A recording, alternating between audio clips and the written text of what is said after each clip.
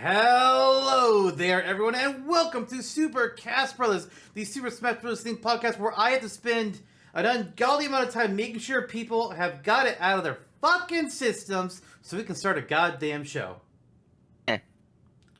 Yeah, that sounds about right for you. Zan Talk, always known as Lister, as always, that's me, pretty sure. I haven't changed it yet. Then there is my eternal torturer, Jono. Hate you. And our guest today, Curbwalker. You are quickly becoming one of our most recurring guests. Oh no, we've broken too much. After not appearing until I think season 3, you're not there yet, but you're like number. There's 4 people that are constantly like getting themselves tied up for number 1, and I feel like you're just below those 4. So effectively, you're number 2. Effectively, because I might as well. I don't know if they're currently tied, but they might as well eternally be tied. Oh. How's it feel to be part of such an exclusive club? I feel like my royalty should be in the mail any day now. Then. You can get as much of a cut as we do. Yeah. You'll get your royalty check when we get ours. Fair.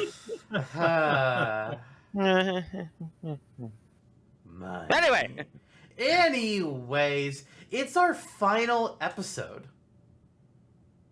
Whoa. of the season. Oh, I thought I was never going to do this again. No, I thought we could pack it up and hang out with normal people. When the fuck would that happen? I mean, packing up is going to happen at some point. But normal people, listen, we are too far gone for that. You're worse than me, but I'm also too far gone for that. Yeah, we'll just have to hang out Curve forever is the closest to normal that we have here today. And I say potentially closest. Ever on this podcast. It doesn't.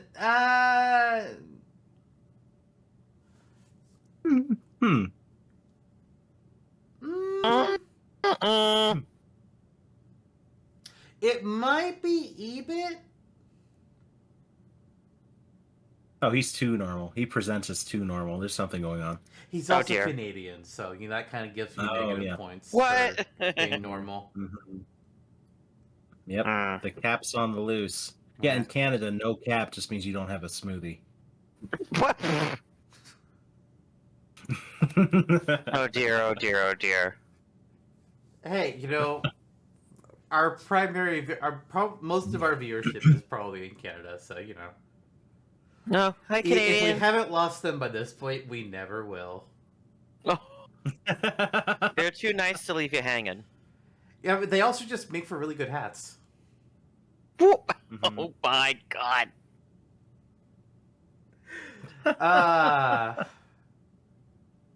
You know who you are. You are a country that renamed donut holes into Timbits. I don't know. It's Tim's Bits. Oh yes, of course. What? Hold on. Hey, I'm Not like that donut holes are actually holes, so there's an issue there too. But yeah, the name donut hole really doesn't make any sense. I mean, it's what they took from the hole, but they themselves are not holes. And what really it should be is they should be the donut, and what we call donut should be the donut holes. Oh dear. Because they actually have holes. It makes no sense. And you know what they probably did to make that donut that way for that hole? They probably used a pole. No, they used a cutter, like a cookie cutter, but it's for donuts, and they cut the hole out, and they put it in the fryer. It's not even fucking basic science. It's just, normal shit. You should not be stupid. I thought you don't know anything about normal shit. We should not be Where's stupid. the donut Pokemon? Oh. I mean, That's obviously we got ice cream. We got anchors. We got treasure chests. Yeah, apple pie. We've got balls. Mm-hmm. Where's the donut Pokemon? Yeah. We got apple Pokemon. We got fucking whatever the fuck Flapple is. We've got fucking apple turnover, apple pie, what the hell ever. And now we got fucking candied apples. That's true. What the fuck? It's all the sweets. Where's the donut?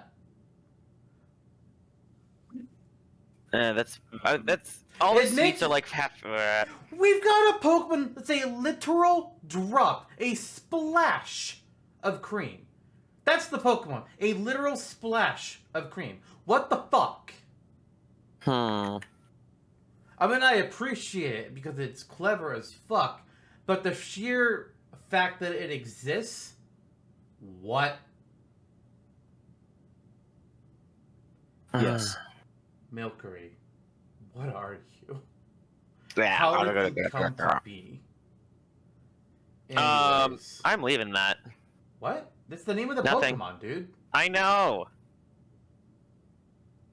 We're just It- moving on from that. I'm gonna tell you later. I think what it is that Curb's mind went to a bad place, and he's trying to blame me for it. You are the one that said it. I'm talking about the Pokemon. You're the one making things weird, Ludicolo. Nah. Curb. I'm Since just a you're one Pokemon. of You're the the most- trainer. Oh gosh. Oh Okay. no, I hate that. Never mind. I mean, I did I hate have that a so much. Ludicolo named your name in a run that I did of Alpha Sapphire, so... I know. I speaking. watched it. Yeah. And you got freaked out every time I said your name, and I was yelling at you, and you thought I It was talking threw to me you. off because I would listen to it while I was at work, and I was like, "What the fuck did I do? How does he? What? Oh, I need to name a Pokemon John in one of my next... I haven't done a Pokemon game in a long while. I need to do another one. Mm-hmm. what's he gonna be? Gulpin? I don't know. It's gonna be whatever the fuck I catch in Shining Pearl that I think fits Jono. Oh, he's don't, got creepy I don't- Mr. Mime vibes. I don't think Gulpin is in... Mr. Mime's not in...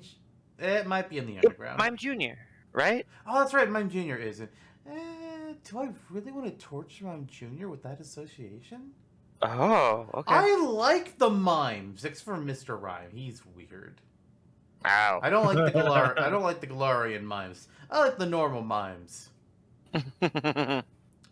Smoocha might work for Jono. Oh dear.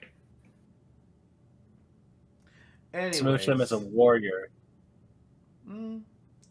Anyways, it's Tournament of Champions. We're capping out the end of the season with the 16 winners of Smash or Dashes from across this past season. At the end of the night, we will find which character of this this fun group we have here, which one of them we The most rest. want to see added into Smash as a playable character. Mm-hmm. I think we got some potential good picks. We've also got some that are make me gonna go, why the fuck are you here? Who did you beat that you got here? Oh, right, somebody somehow worse. Somehow we made poor decisions when creating your matchup, and now you are here. But, I mean, let's be real.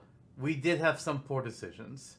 And we will always have poor decisions every season. Because you can't just have the top of the list A-tier characters, because then we're going to run out of them really quickly. So we got to throw in some bozos. And this episode would be 7 hours long instead of 2 to 3. Ah! Yeah. Well, I want to go to bed.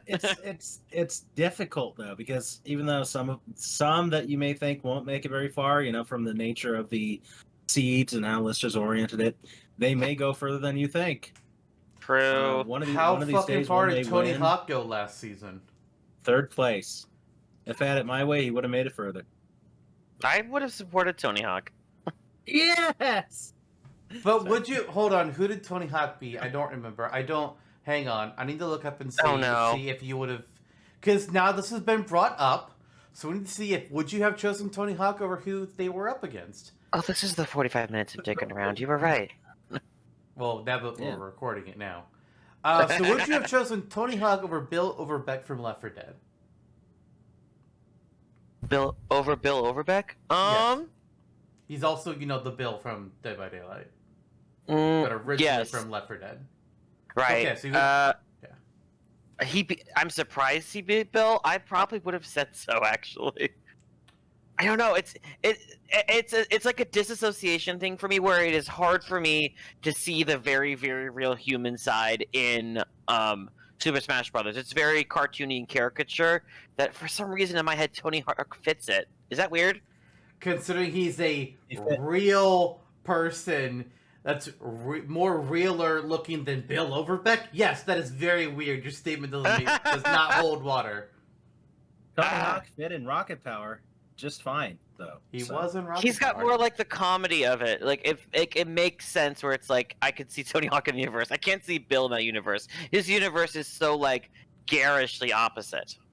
Like it makes sense why he's in Dead by Daylight. It's like there's enough similarities there, but it's like I don't know. I don't see it the other Alright. way. Well, he beat Bill Overbeck 3-0, so we all Okay. agreed. Because, you know, Bill's just a gun guy.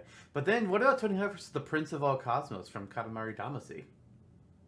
I don't even know who that is. I would have had to do the research on that one. Little boy that pushes the ball that rolls everything up and gets stuck to it and becomes the size of a star. I feel like, does he have other powers? I'd have to look into it because I feel like all he does is roll. Like, okay, your up B is this kind of roll. Your down B is this kind of roll. I don't know. It just seems I'd have to figure out more about him. If Sonic the Hedgehog can have 2 spin dashes, Well, that's Sonic. He punches. He does other stuff. he doesn't need 2 spin dashes. He only needs 1 spin dash.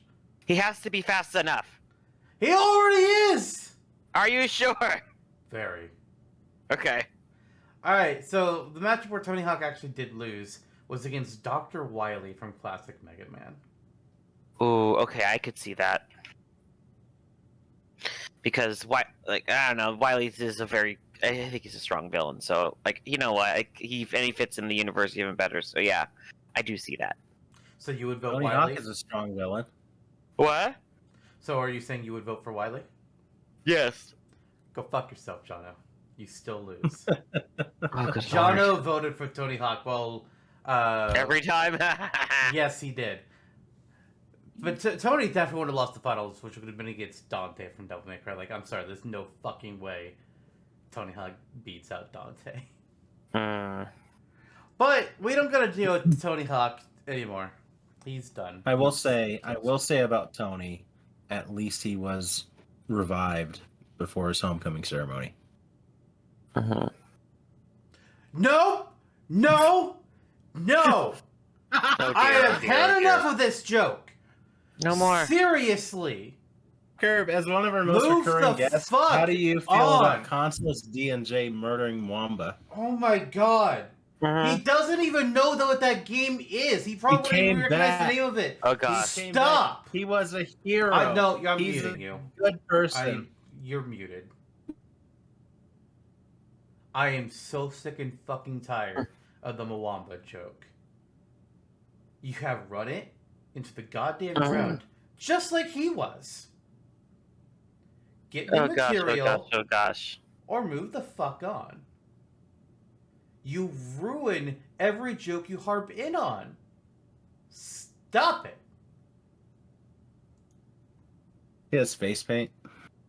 That's the first thing that they heard after I unmuted you was face paint. Or Oh, is it? God. Actually, no. It's. I would like to it's move on with the him, show like now. hands. Yeah, I guess. I will cancel this show. Oh. I have the power. Curb is like, thank goodness. I get my night back. Yay. But you don't get your Sundays back. Ah. Anyways, I'll send you a flame flock in the mail. Okay.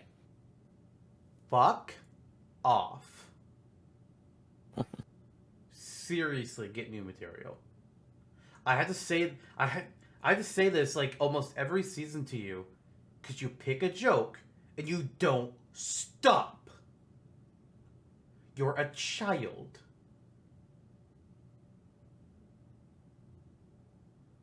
Now then, Jeez, aren't we gonna move on? like we did last season with Tournament Champions 3, before we get into the actual Tournament Champions itself, we want to go over what we did for Rate Their Chances the past season. We don't have any new characters to discuss today. We're just going to go over who the top 10 characters were this season.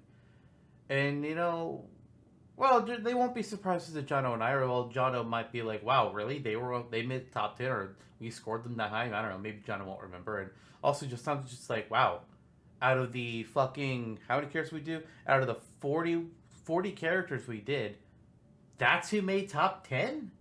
Yeah, it's wild for some things." Kurt will also have no idea because he was not on any of those episodes. Yeah. So, you don't know what any of the possibilities are, which makes it fun. Last season, Ebit, who we had on the episode, was very surprised with some of our choices. And he was like, "What? Alpha's that high?" It's like, yes. He's been a costume twice. It's time for an upgrade. But, for season 4, our top 10.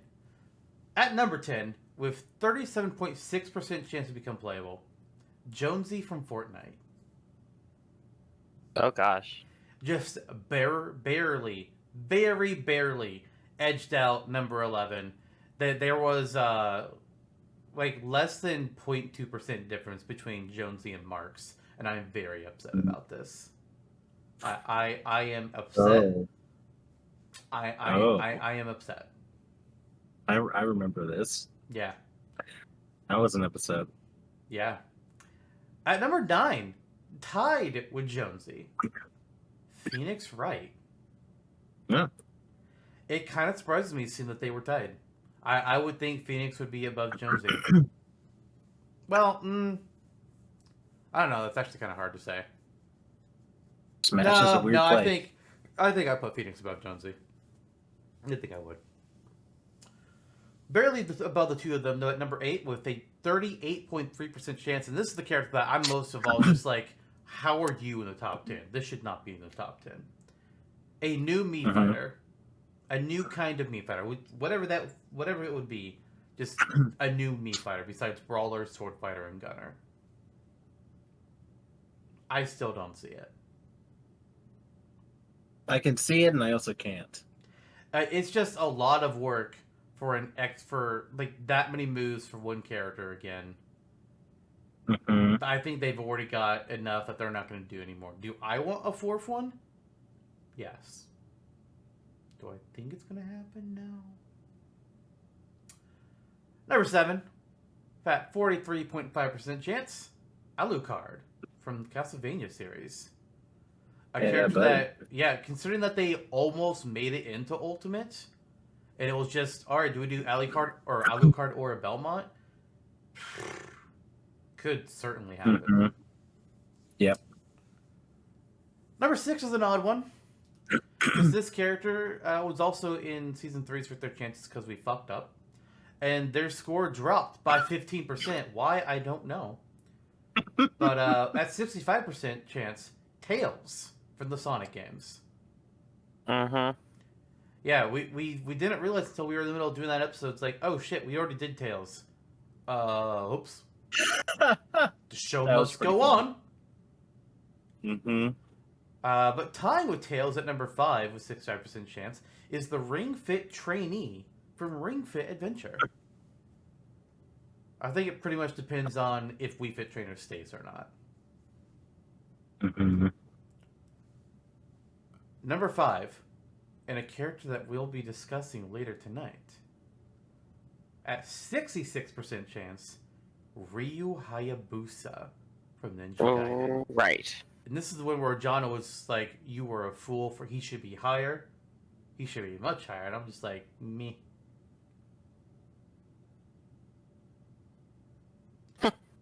Number 4.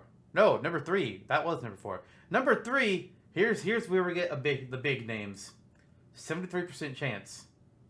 The companies are very friendly right now. Master Chief from Halo. Yeah.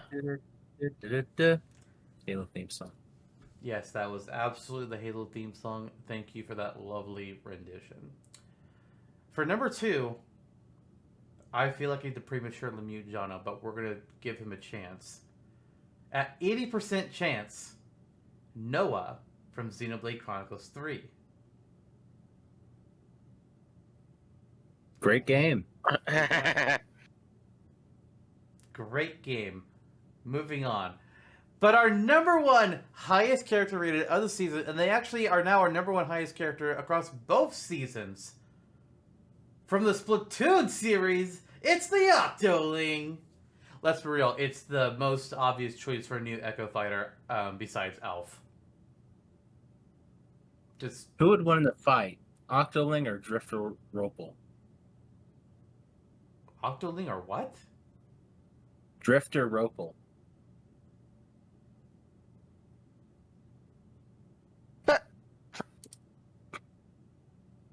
It's one of the characters that you fight before the mysterious giant kills Mwamba.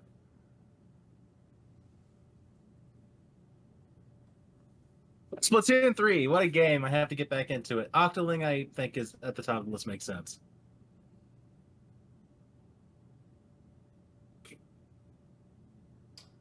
I think at number 5, when you said Ring Fit Trainee, Oh dear, that's when things started to feel like, yeah, these are potential options for real. So you don't think Tails, Alucard, Phoenix Wright are potential options for real? real? They definitely are. But it's more like you see there's a gap stamp between Ring Fit Trainee and Tails. There's a significant gap. Yeah, like a 10-15% maybe. No, I mean technically Ring Fit Trainee and Tails both had 65% chance. They did here, yeah. So, our collective opinion. I think Tails had a significant drop. Probably just from the nature of the episode, we had a different guest on, so things were just kind of thrown over the place. Well, here's the thing about that, because we've covered this before. We didn't have a guest on the first time we had Tails, and also both of us gave Tails a higher number in season 3 than we gave Tails in season 4. Interesting. I think Sonic has a good chance of having a second character. It's kind of just in the weeds on who it's going to be. It's probably Tails. It could be Shadow if they want to do an Echo or a pseudo clone. I used to say that Sonic had the best chance of having a non-Echo as their second third-party rep for their series. Mm-hmm. And then they threw me a curveball with Sephiroth, and I just threw out my fucking rule book. Because Sephiroth broke almost every single one of my rules. It's like, motherfuck. Yep. Overall solid list. I don't think there's like a ton controversial. Numi Fighter. Yeah, that was a fun discussion. I remember that. That was more recent. Yeah, that was the last Smash or Dash episode. Yep. Feels like it was a lot longer ago than it was. It's just the last one. It does. Maybe we recorded that one like 2 months in advance or something, because we do that sometimes. Looking at the schedule here, it looks like it was just a few weeks ago from the day we recorded this one. I don't think we have the date up there still. You're looking at when it got uploaded, sir. Oh. Nope. If you're on the dock too, it's right there. I don't actually have the doc currently pulled up. Okay. Oh, yeah. Oh, yeah. Actually, wasn't that... Wow, it really wasn't that long ago. It was in the same month. Yep. What is That's strange. All right, let's use our time more wisely, shall we? Mm-hmm. Let's get in to the Tournament of Champions 4. IV. Actually, the camera isn't reversed, so it's just that. Damn it. Yeah. All right, so you guys don't know what the bracket looks like. I do. So it's going to be a surprise for you to find out who's going to go up against who. So let's start things off with Quote and Curly from Cave Story versus Naho Bena from Shin Megami Tensei 5. What? Oh, those two? Oh. Yep, those two. Okay.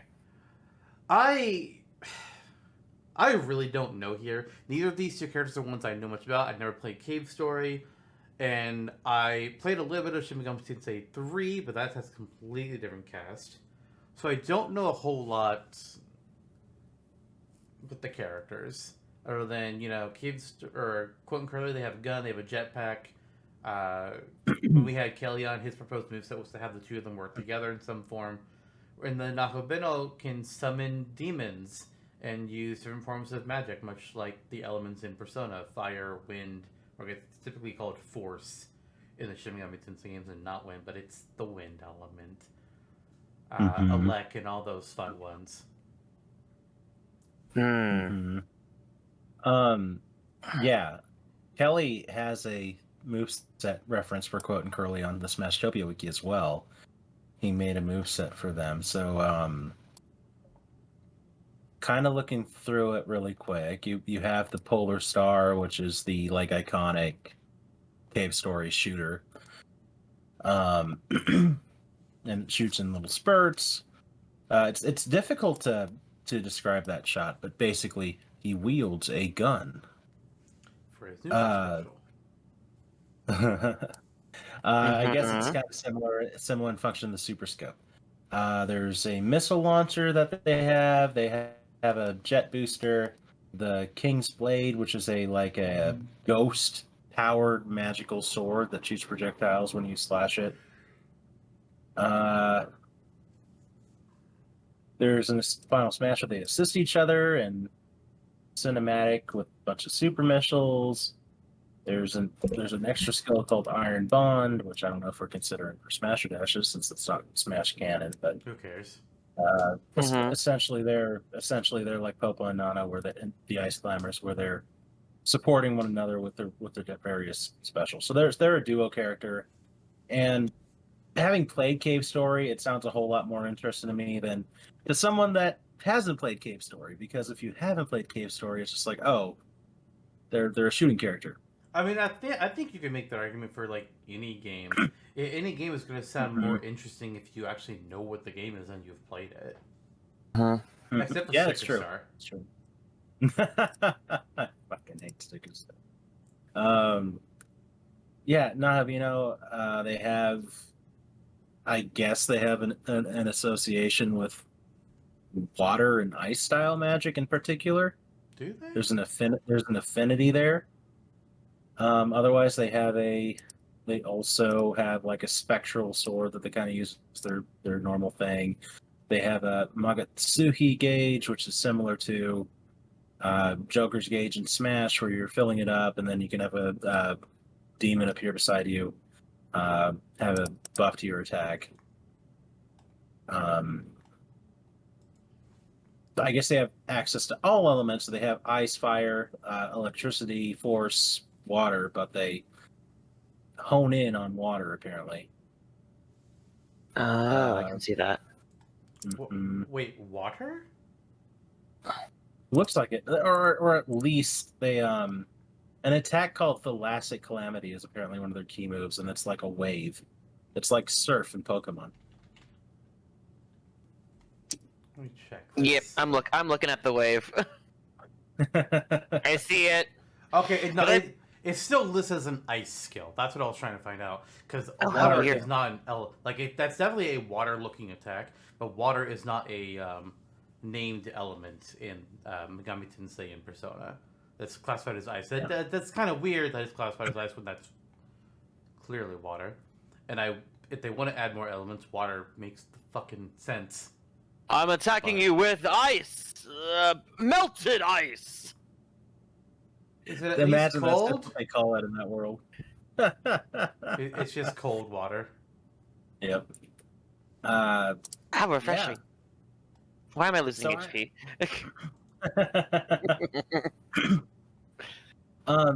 It's funny. I have Shin Megami Tensei 5. I even bought the Steelbook version. I'm like, I'm gonna play this damn game, and then I only ever got past the start screen. You got past the start screen? Yeah, I started it and I watched the opening cinematic, and then I was like, oh man, this is gonna be good. And then I never opened it again. I was like, whoops. There's I think just at the time too many games, not enough time. Yeah, I think at the time I was committing to a year-long playthrough of Xenoblade 3. So Yeah. Because you had to until we could do an episode. Yes. Yep. Yeah, let's do a Nahabino moveset. You make me play SMT5. Man, I haven't even played SMT5. Mm-hmm. I don't even own it. Oh. I feel that. Minus the owning part. But... Not like my owning it has done me any good. Oh, Uh, Yeah, it could go either way. I mean, Quote and Curly, they're actually, I think, higher profile in the longer picture of it. Like Nahobino is just another Shin Megami Tensei protagonist.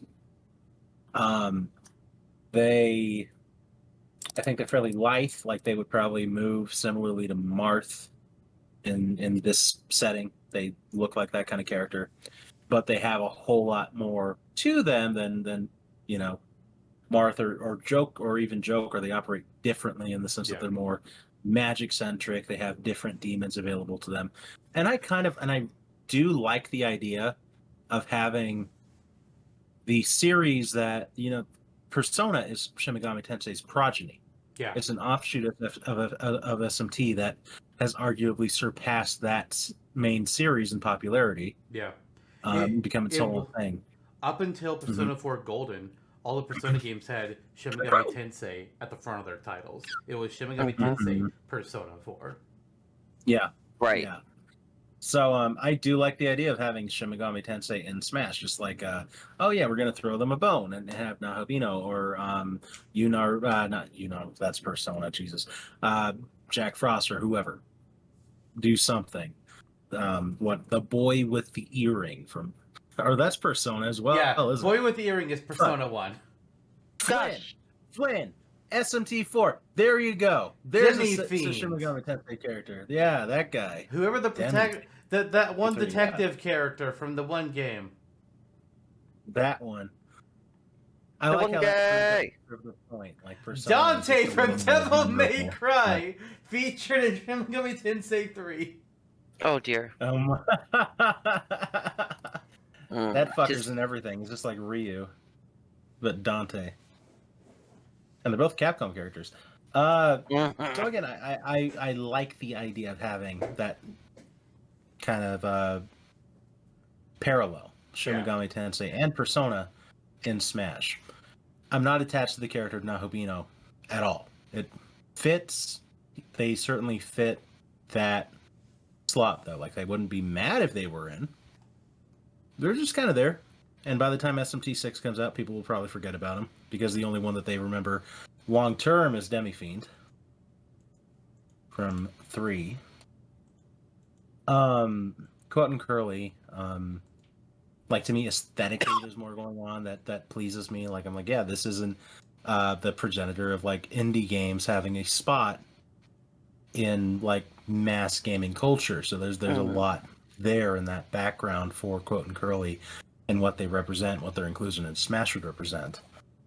At the same time, I'm not super attached to the moves that they can bring to the table. Again, they're from a very popular Metroidvania style game, so you're getting shooting moves. Metroidvania stuff. Yeah. So they have a booster, they have a missile launcher, they have the Polestar does work differently from most guns. It's kind of like a wind spurt the way that it looks. It's and King's Blade is definitely, I mean, with the spectral energy, it is different than a normal blade. But at the end of the day, it's still a blade. It's still a gun. It's still a booster pack. I think their saving grace is that they do it all as a duo. So that is inherently unique to how they play in Smash, because we don't have any duos besides Ice Climbers. Well, we have Banjo-Kazooie and Duck Hunt, but they don't operate like that. Quote and Curly would. So, yeah, that's that. That's... Curb? What do you think? I like the appeal of both of them, but like, because I was looking at them, I was thinking in the back of my head, and I'm like, they seem like very autonomous enough that they'd be like their own character on both sides. But like, I like the idea of them being specifically a duo and how they would work together like that. That alone really does make me kind of look at it a little bit more like that. Like, Nahobino does look really cool. The powers and attacks look really great. So it's like, I see that, but it's starting to fit along those same lines of like what a lot of regular pro tags would be in terms of like, oh yes, you can do all of the different magics and stuff and all the different summoning. So it could be kind of similar. I am gravitating more to Quote and Curly solely on the duo thing. Part of me was worried where it's like, Is this going to be like there's a reason that they couldn't be single player, like on their own? Like you can't play only Quote or only Curly? Is this like a skin swap situation or something? Just like if there's multiple on the screen. But like the idea of them being a duo together, I am kind of pulling towards. I have never played either of these games. This my first really like I had heard of Shin Megami Tensei, but not even seen the protagonists before for that. Only the Persona stuff. So.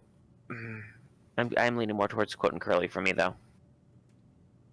To address part of what you were saying about them being a duo versus just having a single one, from most discussion I've seen about Cave Story and Smash, most people just talk about having Quote be the playable character.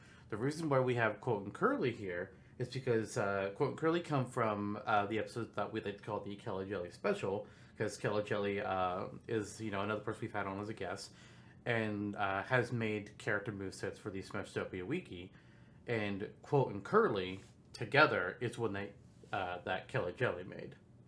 Okay. So that's why they're specifically here together for this, and not just Quote, which is I think what most people would do. Mm-hmm. Okay. Yeah, That's said. Yeah. Although they present as a duo here, so we're voting on them as Yes, such. Exactly. Mhm. That said, between these two characters for me, honestly, I have zero attachment to either of them. Never played Cave Story, never had an interest in it. Didn't play didn't play Shin Megami Tensei 5. I thought about it leading up to the game's release, but then I just never bought it. Just too many other games going on. And when I tried to play Shin Megami Tensei 3, I quit, I want to say halfway through because I just wasn't having fun anymore. Mm-hmm. So I don't really have an attachment to either or. So my vote pretty much comes down to perceived uniqueness between these two, and I think it's a very clear case of who that is, unless Naho is allowed to be a monster summoner, and you can just summon demons who will attack, like how they can have demons in their party in Shin Megami Tensei 5, because Kurt, for your knowledge, Persona, you have personas, and your main character can swap them out, but every other player has their own specific one. Right. In Shin Megami Tensei, those personas are demons. So there's Jack Frost. It's the persona Jack Frost, but he's a demon. Here, they're all just called demons, and you recruit them to be actually in your party, and you still confuse them and whatnot. But you don't have a human ally typically who is who has the personas based on them. No, you actually have Jack Frost in your party, or Dionysus, or Mara. Right. Or Okay. whoever. I was trying to think what's one that will make you upset. You were right. And I couldn't think of Belphegor. Damn it. Mara. I love Belphegor. He's great. So yeah, if Naho Beno was allowed to be a monster summoner, then I would be very interested in them. But I don't think that's what's going to happen with Naho Beno. Yeah, I think at the very least, having like a small understanding of the game, having read about it at the very least, Naho Beno would probably have a summon similar to Joker and Arsene in Smash. You fill up the Magatsuki gauge and get I guess the like duo demon is a demon called Amanozako, who is a goddess of rebellion. Okay. Oh. Why weren't they in interesting. Persona 5? The game's all about rebellion. Good question. But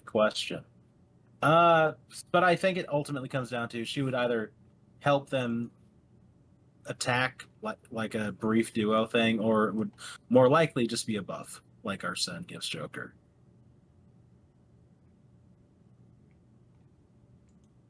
There's still plenty of interesting stuff with the Naho Beno moveset. I do like that there is a proficiency for ice and melted ice in the moveset. Mm-hmm. Also, I was looking at that. He has goddammit. various unique skills. He has one for ice. He also has one for electric, and several others that are primarily melee based. Yeah. As Gotcha. all sword fighters tend to be. Yeah, the melee base is. I'm lukewarm towards that, considering our other sword fighters in Smash. Yeah, like the one thing that's really unique about Nahabino sword wise is that Nahabino isn't holding a sword. The sword blade Mhm. emits from their hand, so they just swing their hand, Mega Man.exe style. Their arm is the sword, Mhm. which would give them unique animations for it. But at the end of the day, they're still a sword fighter. Yeah, definitely. That'll only take you so far. Mm-hmm.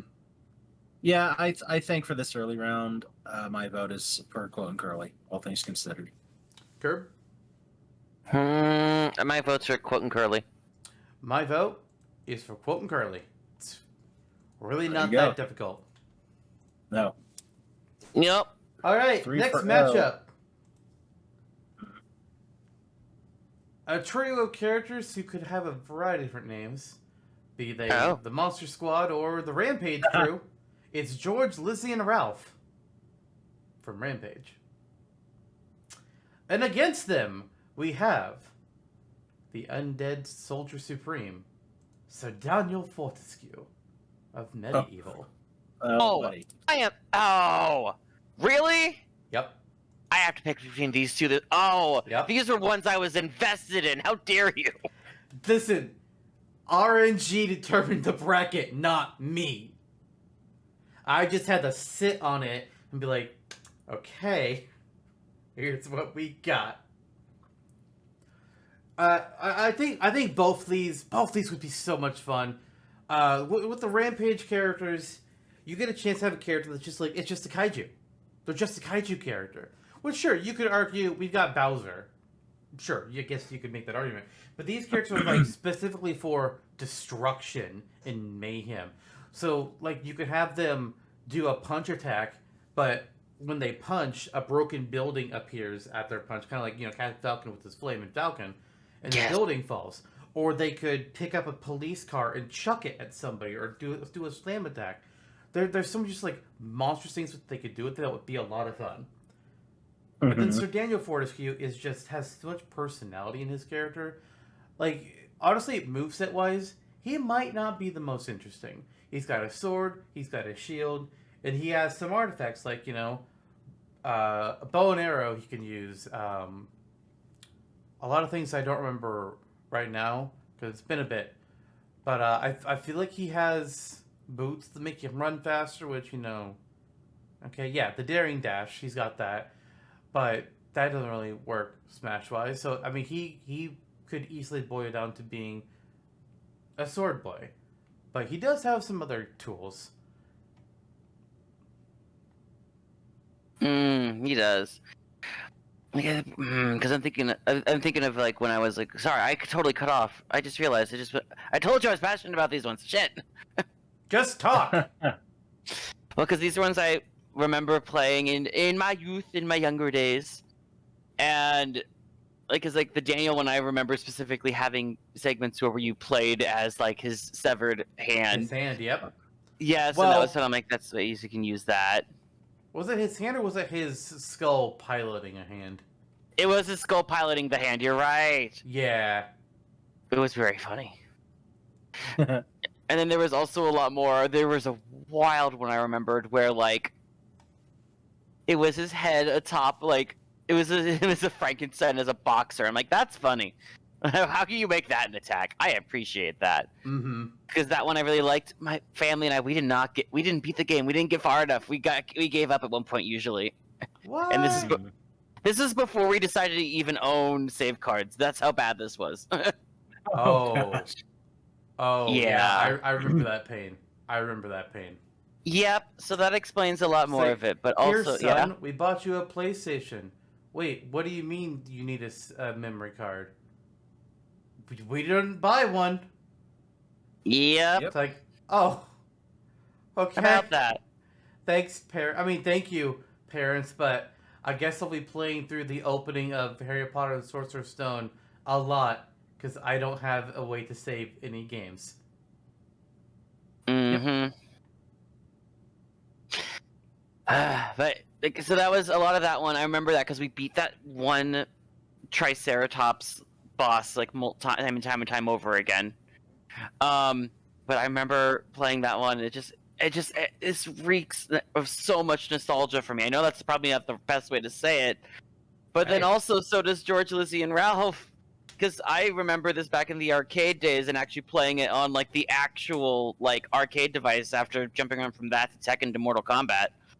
And I remember that one. That one had such a goofy like aesthetic to it. Like I pulled up the wiki for the research. I'm like, they changed, but yeah, like there's a lot. Like it is a lot of like, oh, it's kaiju monster, like you said, but like what they can pull up with in terms of like, oh, make a building appear with the punch kind of thing. One thing I thought of too is one of the editions. I think it was like Rampage World Tour or something, because there's the.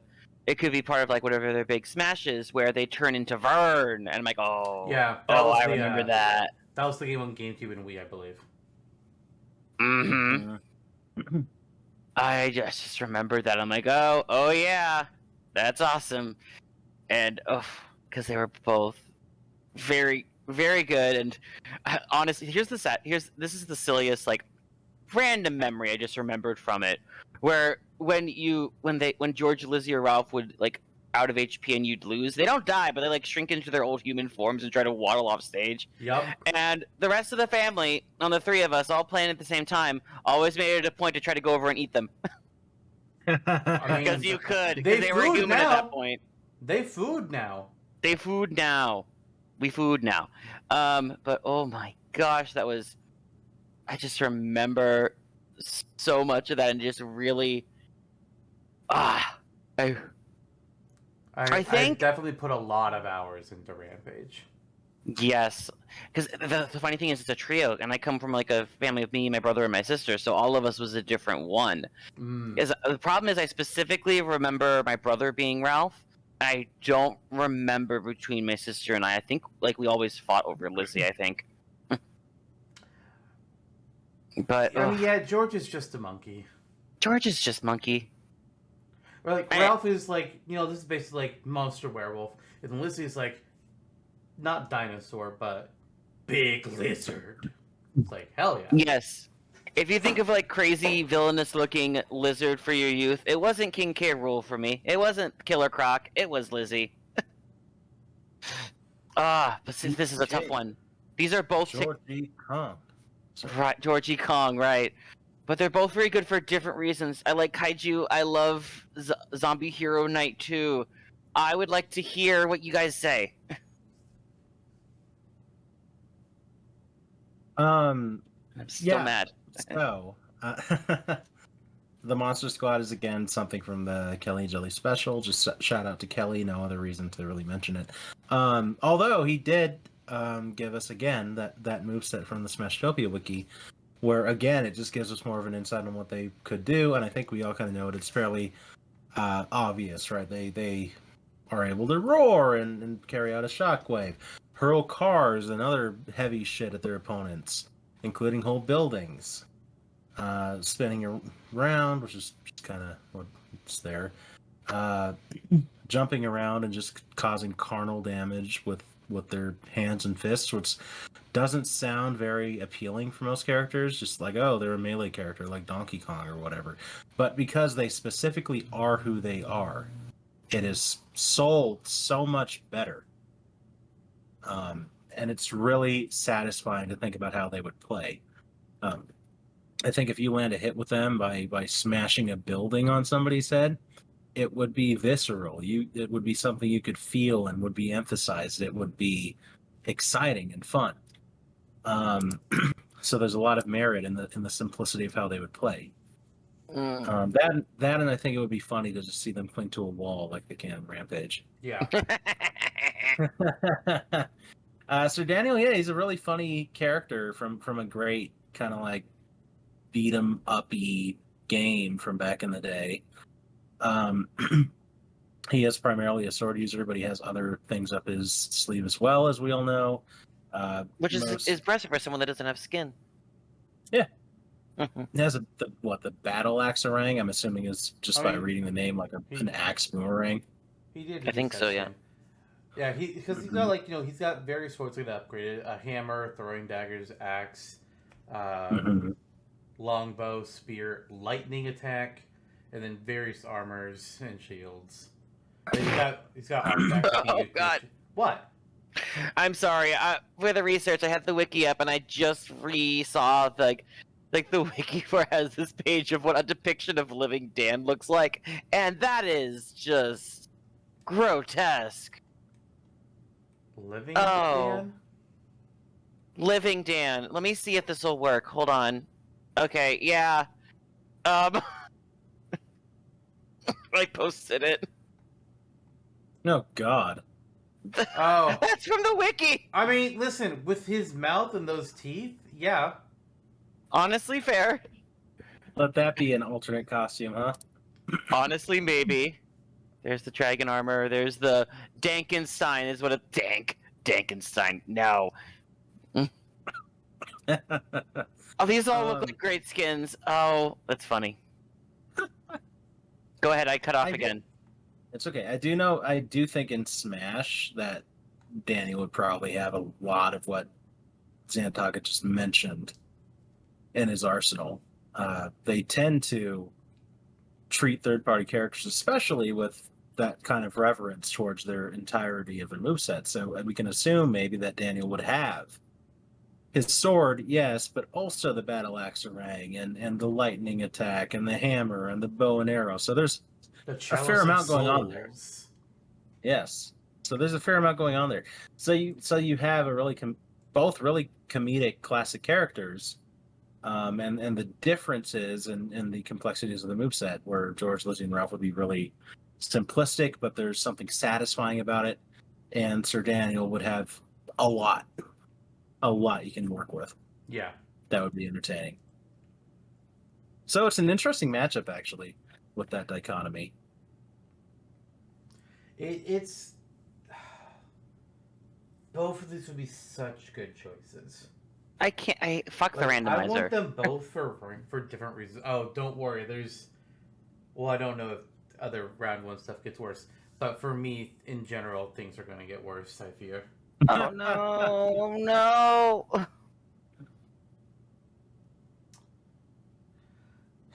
Between them, though,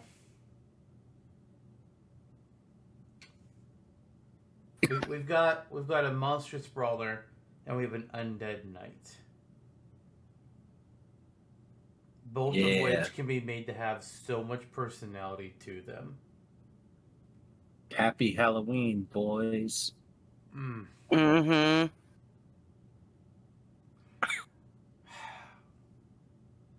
I have two different leans. I honestly have one lean right now, but I yeah. lean both for different reasons. Goes both ways, confirmed. No. Different reasons. That was very low-hanging fruit there. I apologize. Yeah, like you. A low-hanging fruit, fair. That was a compliment. Yeah, I'm surprised he knows. This is weird. Cameras. Any hoodle, as they Any say. hoodle. So you're torn, Jono. You don't have to say right now then either. But do you have a lean? You're like Yes. towards one. I have a lean too. All right. Well, why don't you just reveal your leans? Okay, Curb, you want Okay. to reveal your lean? I think we have a good amount of monster characters already, and I want undead.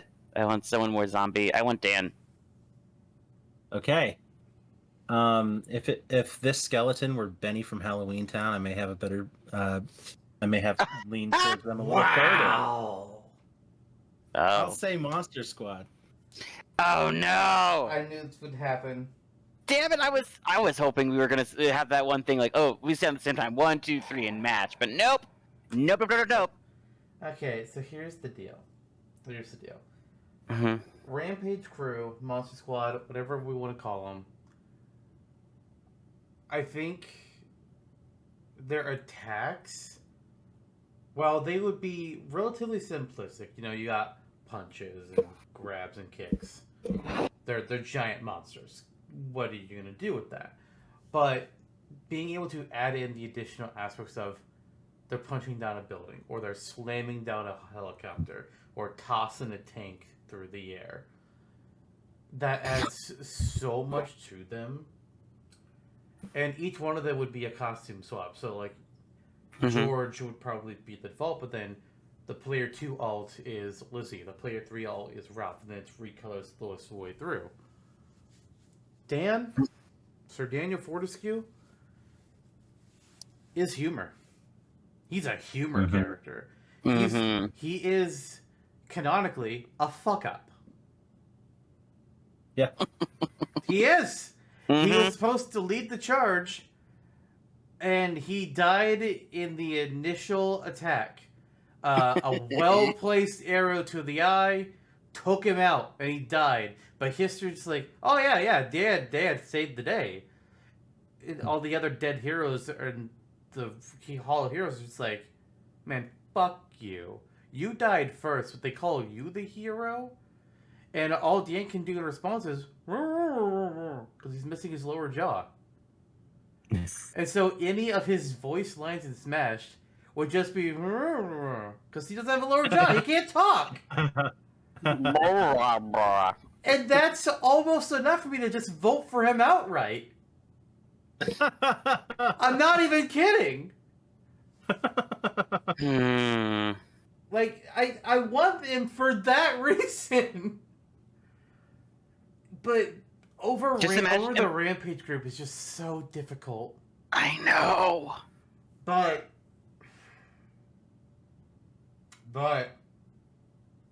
I think, yeah, I'm sticking with my initial lean before we even begin this discussion. Sir Daniel Fortescue. I think overall, he would be more entertaining than the Rampage crew. They would be great. But at the end of the day, they are giant monsters.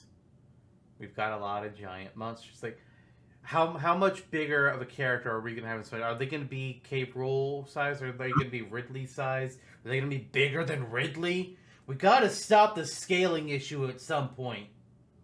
True. We can't add in Doshin the Giant. What about that gold guy from, like, Tatsunoko versus Capcom? He'd be that big. Oh, dear. I don't remember what that thing's name is. All I remember is that its opponent was the giant robot from Lost something, whatever the fuck that game was. PTX 440X, I think is what it was called. Or 40A. I don't know. Anyways, Dan Fortescue moves on to round 2. Ah, that was painful. You ready for one that's not going to be painful? I think so. All right, it's Shy Guy versus Ryu Hayabusa. Okay. Yep. That's matchup number 3. Shy Guy versus Ryu Hayabusa. I'm wow, what a thing this RNG is. Yep. I mean I like me a Shy Guy. When we had that discussion, it's like, oh, Shy Guy can use all the Shy Guy moves from the various Shy Guys throughout the series of shit that Shy Guy appeared in. But Shy Guy is an enemy. There's still a part of me that is biased against standard enemies being playable in Smash. Yep. Okay. Piranha Plant being in over Waluigi, over Geno, over Paper Mario, Egad, King Boo, Wart, a number of other Mario characters, Pauline, Toad, Kylie Koopa. Yeah.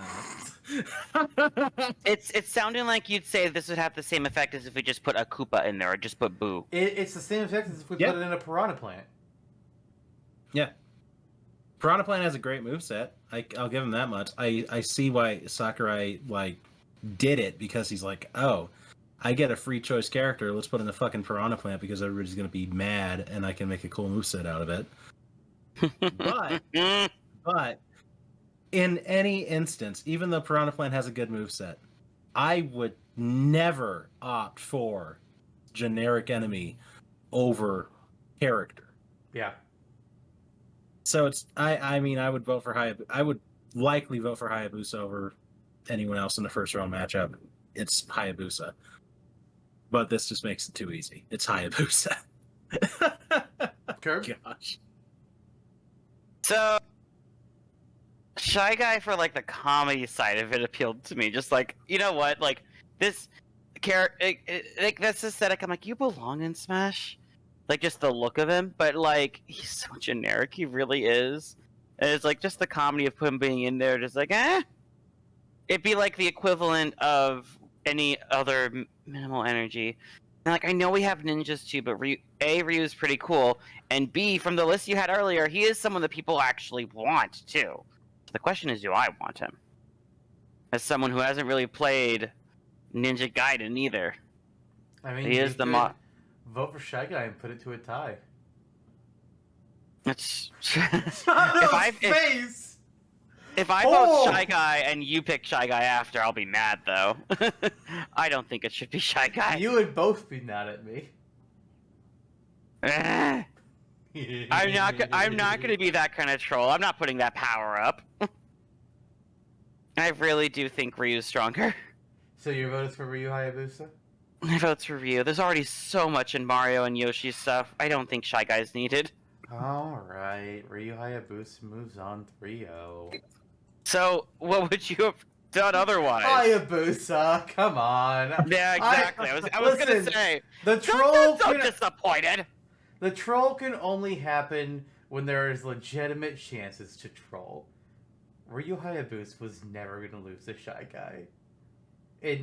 I didn't vote for Ryu in his initial matchup. But there was no way I was going to vote for Shy Guy over Ryu Hayabusa. Mm-hmm.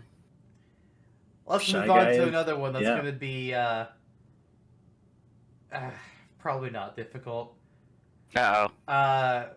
Guybrush Threepwood, Mighty Pirate from Monkey Island versus Midbis. Mid? What the? Midbis from Mario and Luigi Bowser's Inside Story. You're right. This is not. No, it's again. No. not an option. It's Guybrush is, yeah. Midbus, I was semi enjoyable in Partners in Time, like kind of cool. Bowser's Inside Story. He's pretty entertaining. Yeah, that one. Partners. Normally, people forget about Partners in Time. It's funny. I love Partners in Time. Why did that one get skipped for a remake? Come on! I don't know. I don't fucking know. Midbus was entertaining. He was a foil to Bowser in Bowser's Inside Story. He has ice powers, if I remember. Yep. Blizzard Midbus. Okay. So he's capable of breathing ice instead of fire. So there's that going for him. Midbus kind of filled a quota. Every year we have TurboTaxer on for an episode or more, and so far we've been able to tie his outside pig persona into every episode we have had him on, and he is almost One per season. One per season. And this was that season. We had Midbis, Pigma, who we'll be seeing later, Wizpig, and Embor. Embor stood no chance in hell. Wizpig was interesting, but didn't really have a whole lot going for him. So Midbis kind of just made it in because he Midbis was there. Clearly the best of the four.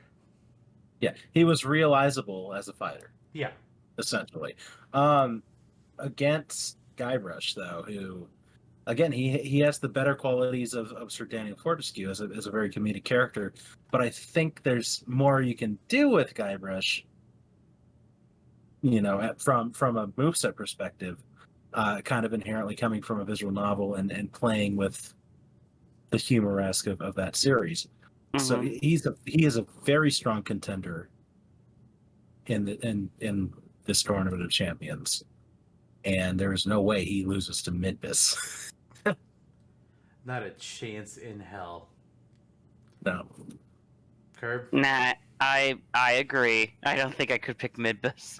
I'm like, I didn't even know Midbus existed. Guybrush, like, no, I know Monkey Island. Like, Yeah. that just felt like, okay, fine, I'll look it up. Maybe I'm ignorant. No, Midbus didn't matter that much. I remember, like, okay, I never heard him. I read through, and like one of the first lines in the wiki was like, oh, he's a secondary antagonist. Like, wait, is the first antagonist? Is the main one even in Smash Brothers first? No. Fawful or whatever? Fawful was very popular for a period of years with the lol so random crowd. Oh no. Yeah, because Fawful is the definition of lol so random. Oh dear. Yeah. I understand why he's not on here. Bowser's Inside Story is an incredibly good Jono, stop pointing at yourself. It's such a good game, but I was that guy. it's Guybrush. It's Guybrush. It is Guybrush. Waffle would have been great, but unfortunately, Mario and Luigi is no more for now. You guys ready for an easy one? Yeah. Honestly, yeah. All right. Well, we just discussed Midbus, so why don't we talk Oh. about Pigma from Star Fox versus That son of a bitch. another animal character, Sly Cooper. Oh. Yeah, I can't even front. Pigma may have a fighting chance in the lower rounds if he were not against Sly. Yeah. But it's Pigma. I fucking hate Pigma. I want to kill Pigma again, even though he's already canonically dead in every possible timeline. Pigma is an evil motherfucker, and that's the best he has going for him, actually. That's the best thing he has going for him as a character, is he's so screwed up. But at the end of the day, he's just going to be another variation of the Fox moveset. Is he dead in every timeline? Because I don't think you fight Pigma in every route of Star Fox Command. I don't know. Good question. Command also. God. Sucked. Let's not open up that. Versus Sly Cooper, you know, he's a raccoon, he's a thief, he's got the thieviest raccoonist, he's got a fuck ton of gadgets and secret thief techniques, which borderline on ninja. It's Sly Cooper. It's absolutely Sly Cooper. Did you take a look at Pigma, Curb? I did. I had never known what it was. I pulled up the wiki and I'm like, it's a pig in a pink Power Ranger suit. What am I looking at? Welcome to Star Fox. Well, the others don't look like Power Rangers. Well, This one just threw me off. debatable. I think you could call Slippy a Power Ranger. yeah, please no. No Pigma, please. Pigma's my name, and Pigma's my game. That's his actual voice, by the way. I do a really good rendition of it. All right, are you guys done? Are you guys done with the easy matches? No. You're right, we're not, but we do get a break from them. Oh, okay. Okay. It's Viola from Bayonetta 3 against Geese Howard from the Fatal Fury games. Nice. So we have two characters that would work very similarly, in theory, to characters already in Smash. Viola, would work similarly to Bayonetta, and Geese would work pretty similarly to Terry Bogard. I think Geese would be a lot more closely, would work a lot closer to Terry than how Viola would the Bayonetta, considering they're both martial artists and they have some similar moves. Whereas Viola trades in the gun for a big old katana, and her demon summoning is done quite a bit different from Bayonetta. In fact, she can only summon a giant demon teddy bear that she can make attack on its own, instead of having to basically fuse herself with giant butterfly demons or spider demons or whatnot and become her own monstrous kaiju.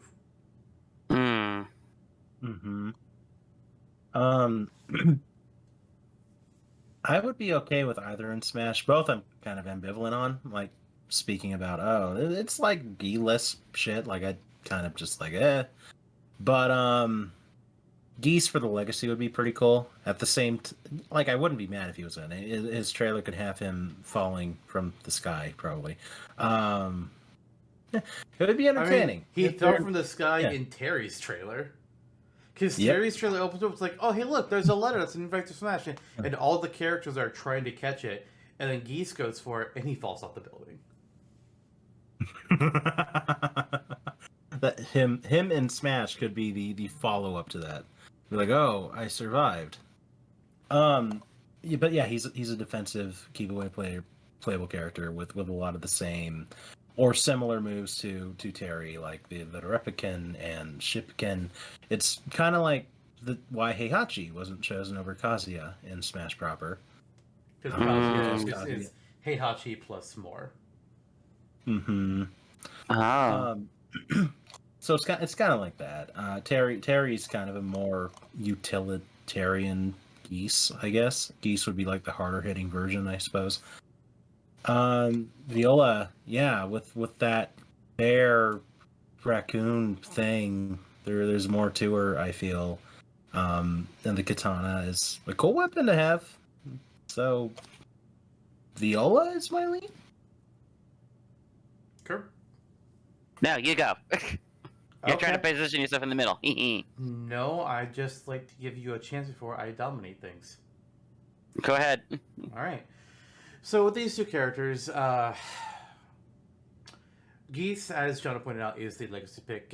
Geese was also playable in Tekken 7. Tekken 7 had some guest characters with, Geese and Akuma, who is somehow now part of Tekken canon. Most others are actually, just guests. Yeah.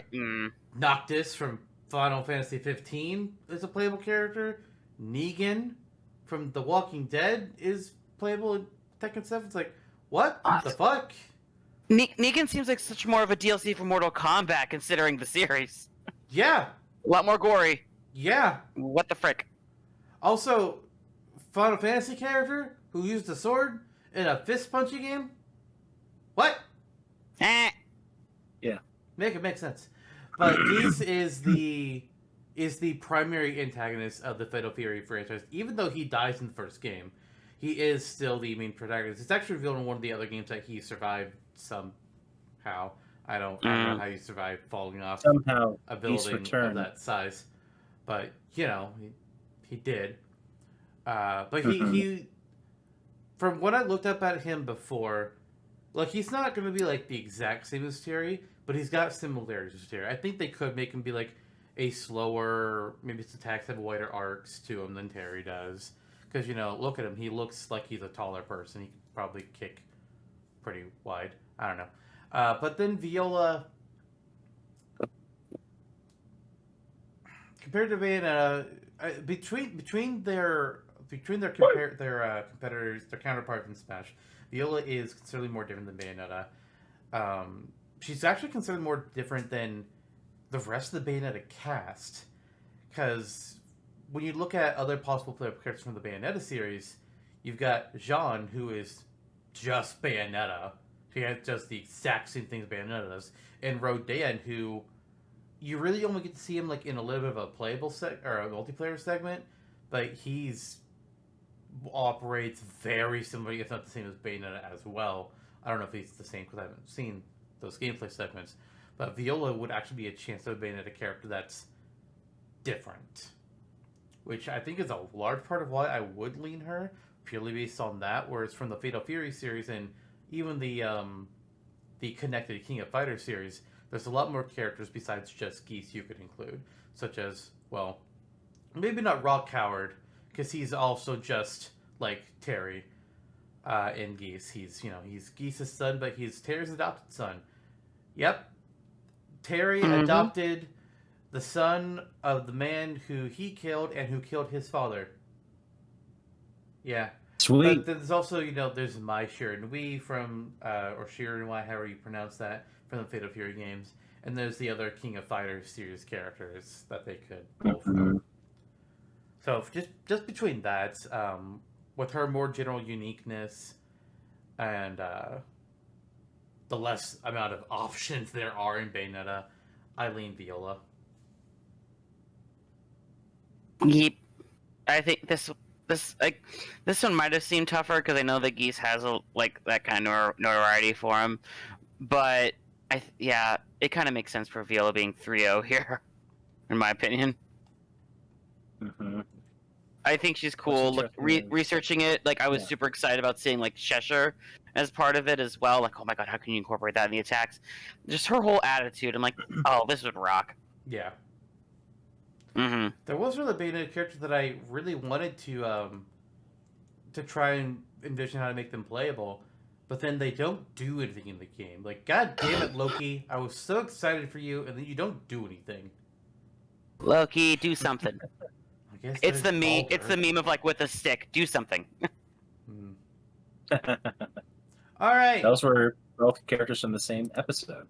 Yes, they Mm. were. Interesting. Fun. Next up, we have Ratchet and Clank Ugh. versus Dog from Multiverses. Versus Ryan Dog. Oh. Yep. Okay. Contain it, Jono. I know you're about to burst out in laughter, but contain it Why? What did I miss? because this is another Easy more- one? Probably. Like Ratchet and Clank, huge characters. They went back to, I believe, PS2 was their first game. I'm pretty sure. That is correct. And then they've kept on going ever since. I thought they have more games than I remember them having. Ratchet being the primary character, but they can incorporate Clank somehow. Dog is more or less the mascot character of Multiverses, which was a platform fighter that more focuses on WB and its various properties. To have its fighting game roster. So yeah, you got Batman in there, you got Arya Stark in there. I'm blanking on some of the other characters. You got Steven Universe in there. But Okay. Dog is the one character that's actually an original creation to the game. Dog doesn't come from any previously established universe. It's theorized that the idea of Dog is taken from the Neverending Story, even though he's not act like there is no creature or anything called Dog in that IP, but they essentially created it to be from that. Dog, what could potentially be good with Dog is that he's more multiverses in general. They like to play more on the 2v2 aspect, so characters will a lot of times have moves that will help out their partner. And Dog has one that he can pull his partner towards him. Like, even if they're about to fall off the edge of the platform, he can save them. Which is a really cool idea. And I feel like if you were to include Dog, you'd have to really build on the idea of helping your partner with his moveset. But considering, well, everything, I mean, do you go Dog or Ratchet and Clank?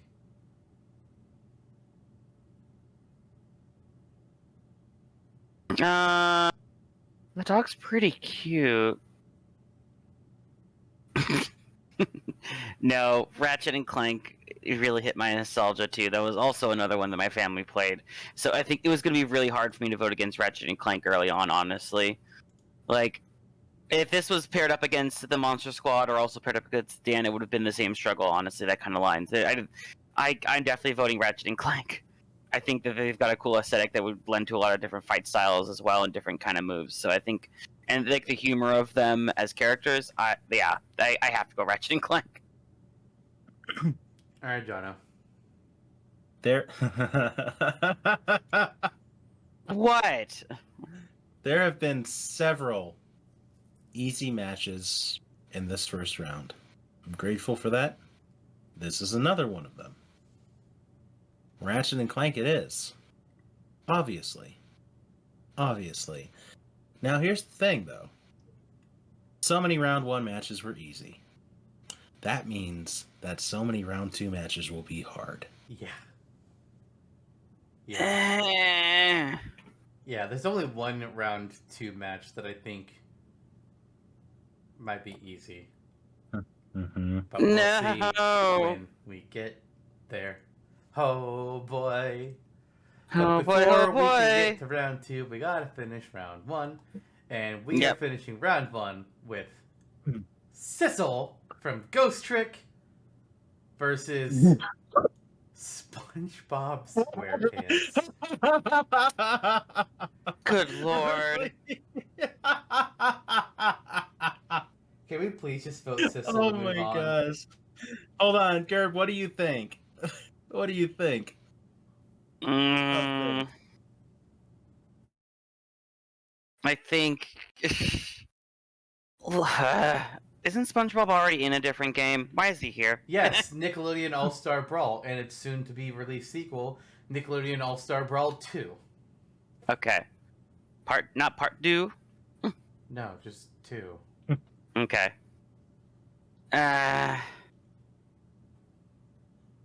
Okay, part of what I'm I think- curious on, and Yes, go ahead. no, you can go ahead. It's fine.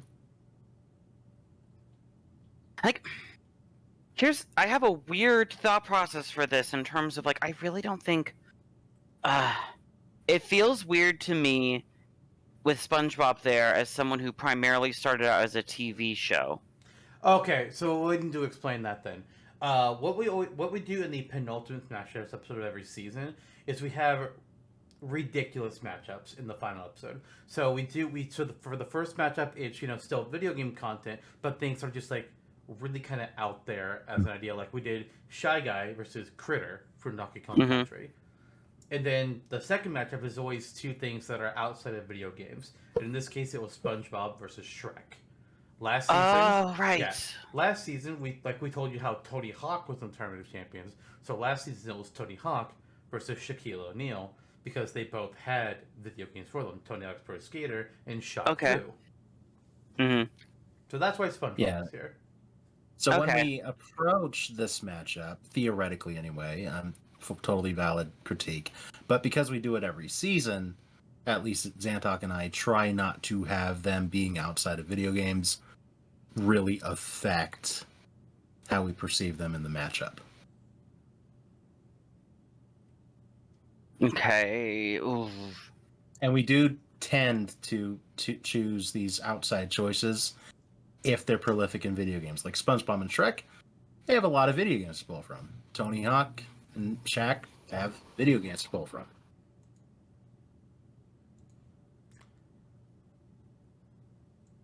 So my curiosity Okay, about but Sessile- season 2 we did Ronald McDonald versus Burger King, and they don't video game. I was there for that one. they technically do, but yeah, you were there for that one. That's right. I forgot you were there for that one. That's the one I was on, because that was also the one with Fall Guys and Among Us. That was your first Mhm. episode. It actually was. Holy shit. Yeah. How time flies. My curiosity about Sissel is a ghost. How will that work? So from a moveset perspective? I've done thinking about this on how Sissel would work because Sissel is a ghost. You never the whole game is about the whole game is a Rube Goldberg machine, and you are possessing objects to make things happen. So how I envision Sissel actually working is you have the character of Lynn, who is really the secondary protagonist and is the character that you have to save from death more often than any other character. She's the character that you would actually see like on the battlefield. You would not see Sissel, you'd just see Lynn. But then there would be objects that appear in front of her that just like swing out random, like a vase of flowers, just like smacks whatever is in front of her, and she kind of reacts to it just happening. Or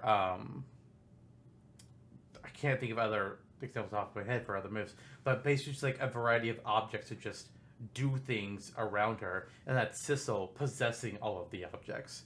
So he's protecting her in the fight. He's fighting for her. She is just walking and running and jumping. Sissel is doing everything else. Do you think that potentially in Smash it would be called Sissel and Lynn? Yeah, either that or Lynn and Sissel, or whichever. Hard to say who they would lean with, because I mean, Sissel is the one doing things, but Lynn is who you're actually seeing. I don't really know. Yeah. Yeah. Like Ghost Trick itself, that's a hell of a unique thing. Mm-hmm. It's Sissel is on my long list of characters that God, I need to make a moveset for you someday. Fuck. Yeah. Okay, so we've got two animals here. Let's decide which one we're choosing. Oh, I'm sorry. We've got two characters who were once ghosts and maybe currently ghosts. Was SpongeBob ever a ghost? Yeah. Was it probably like the Flying Dutchman episode or something? I mean, most likely. Yeah. Apparently they were canonically ghosts in an episode yep. called Spooks Ahoy. Yep, Which I never I'm seeing saw. them in a ghost form. Okay. Okay. He dressed as a ghost that one time, and they cut his squares off to be round, and it was kind of disturbing. Yeah. Yeah. Anyways. Sissel versus SpongeBob. What's the vote, kids? No, this is Patrick! No. Jono is not thrilled. Never mind. I don't think it was used correctly. No, I don't know. I had no I don't know. I was just like, I want to put this in. I don't care if it counts or not. John will appreciate it. He's this off the wall random anyway. It was entertaining. I Yes. appreciate it. As much as I regret this, I think I have to go SpongeBob. I don't know. I know it's a surprise, but the whole like, oh, Sissel's doing stuff on the side, it's like kind of helping with moving stuff. I think SpongeBob would be a lot more realized, and we know he would have a lot of powers anyway. But I also have no intention of voting for him the rest of this. It's just I don't see it with Sissel. What you are giving Jono. Is that really what's gonna happen here? No, not necessarily. I'm thinking. It's Sissel. Okay. It's Sissel. SpongeBob. God. Stop being. It's got moments, but it's so fucking annoying. Sissel, the game is so good, and come on, having a character who is a ghost fighting that you never actually see in the fight because you're just controlling this other character and things are happening around them. Hey, you want a unique character? There you fucking go. Yeah. Okay, so those are your votes, huh? Yes. Yes. Wow. Okay. Well, I hate that I saw that smile. I have to tell you, boys.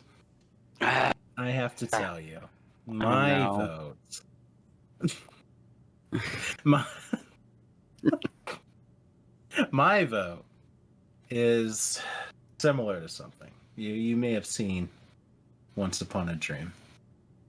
Yeah, why were you in my It's- dreams? That was really creepy. Well, I was there to tell you that my vote here is a swirling wonderland of sparkling white pleasure. And I will let it fill your senses with cascading fluffy pillows of comfort and excitement as you've never felt before. You can't Okay, vote fine. for Steven Universe. He's not in this episode.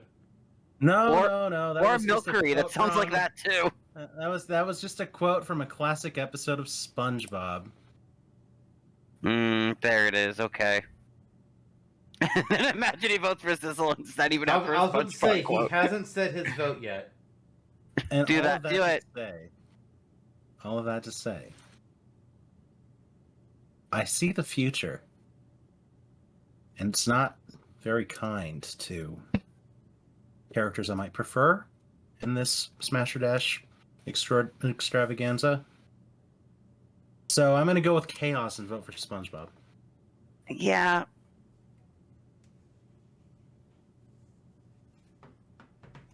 This is your fault. It really is. I think that's fine. I love Like it- Cecil. I love the idea of Cecil. It's such a great idea. I love that game too. I had it on the DS. I have it on my phone. I want to buy it on the Switch. Support Capcom with their lesser known titles, my friends. But we didn't. Yeah! Not- You didn't! Not here anyway, but on other platforms where you can play that game, do it. Next matchup. Quote and Curly versus Sir Daniel Fortescue. Oh god. Okay. It's starting. Maybe. I actually lean Daniel here. For the sake of the For the sake of the humor, as you say. I quote and Curly, I love them. I think there's merit to them being a duo-based character. But in a world where I'm not super attached to either character, having played Cave Story, and it's great for what it is, but it's also been surpassed, in my opinion, by other titles later on in the indie historica.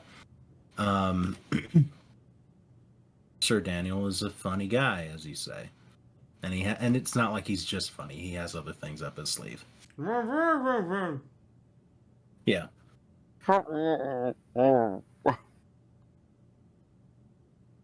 Okay, so I think that says that.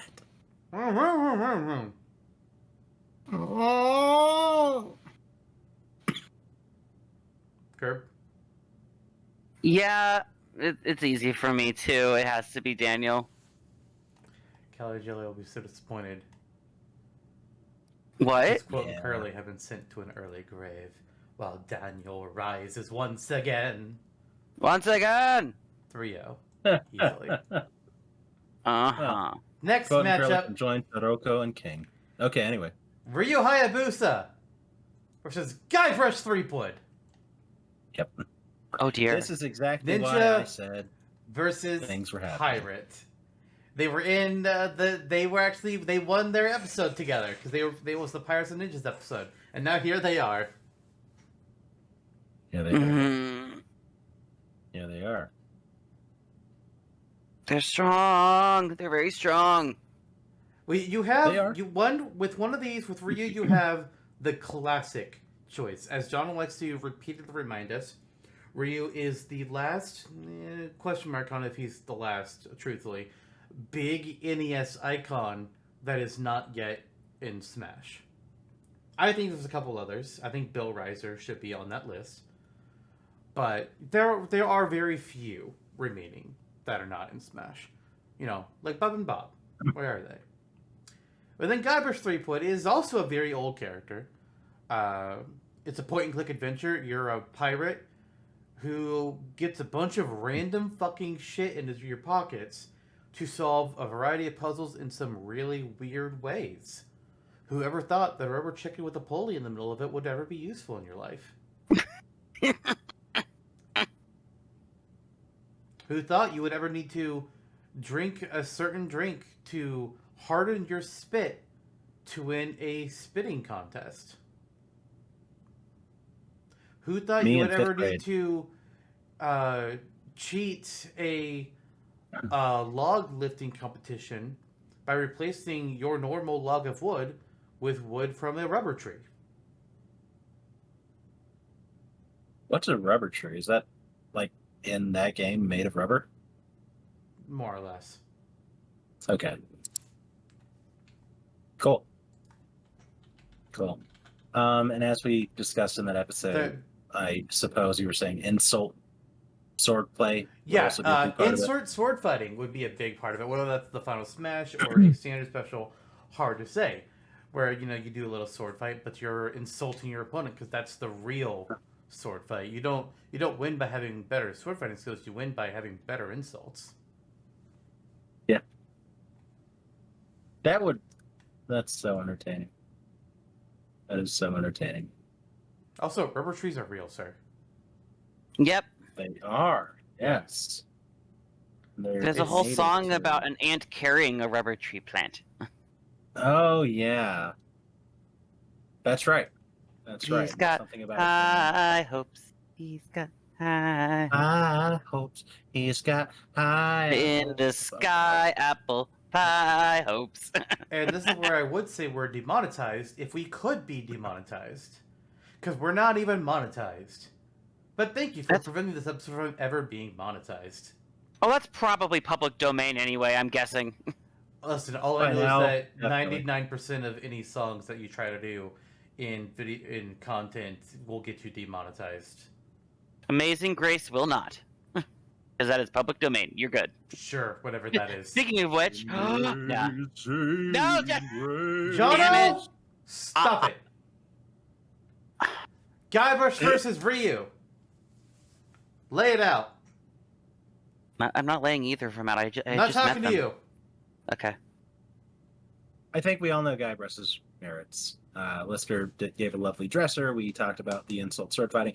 It would be an extremely unique character, much like Sissel, to his credit, would be, and it would work in Smash. It would work in Smash.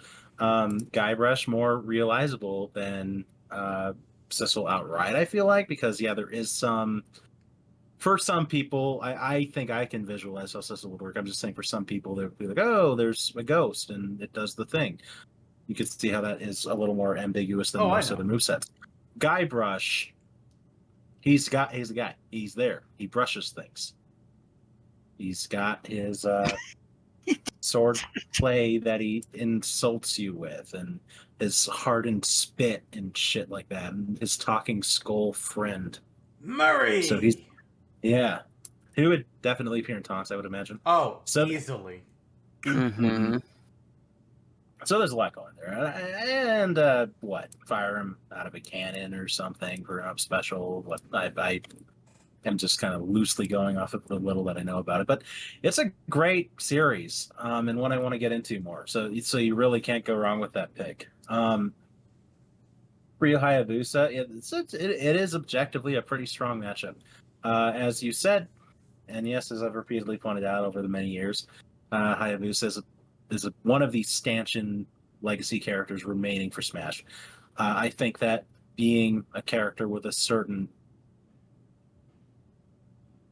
upper calling, higher power thing going, it means a little less to Smash now that we have so many third parties. So we have Joker, who's so recent, but historically, Smash has, and including an Ultimate with Simon and Richter, has dipped their hand into the pot of this character has been from a company and a series, an IP, that has supported our system essentially from day one, 40, 50 years ago. Yeah. So there is that going for them. What was that? The vast majority of third-party characters in Smash have left their mark on gaming history. They're not all legacy characters, because I think Steve's not a legacy character, but you cannot deny the mark that Minecraft has left. And really, I think the only third-party characters that break that are Joker and Bayonetta. They're the oddballs out when it comes to that. Bayonetta I see because she would have scored very high on the Smash ballot somehow. I'm not saying she didn't get the votes. I'm just saying I would not have voted for her if I knew who she was at the time.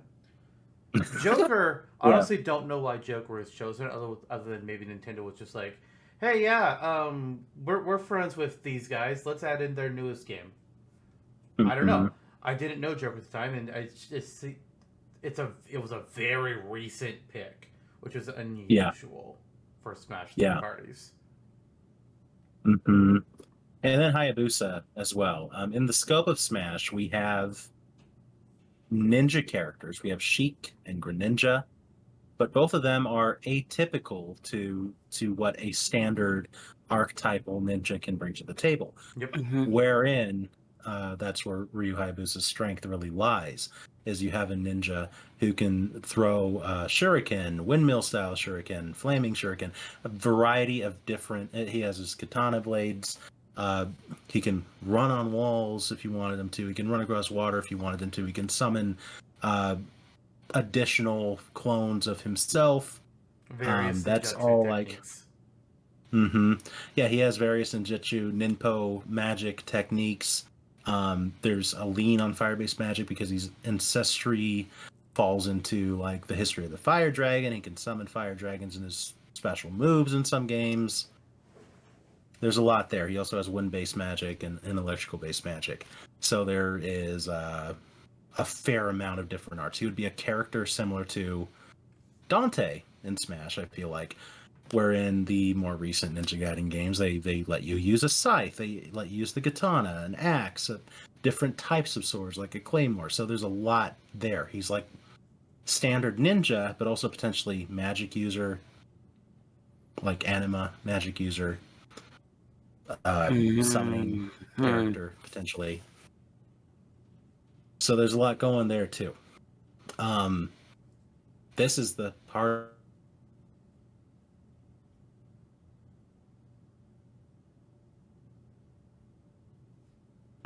Oh. Oh gosh. Hi. Oh gosh. I Hi, think what that happened? was me. I think that was my connection. That It went was. through It was there. you. So, I think the last word I heard you say was part. Mm-hmm. So you want to continue from there? And then Moses parted the seas. Yeah, something like that. I don't remember. I was so shocked that you disappeared. All of that to say, there's.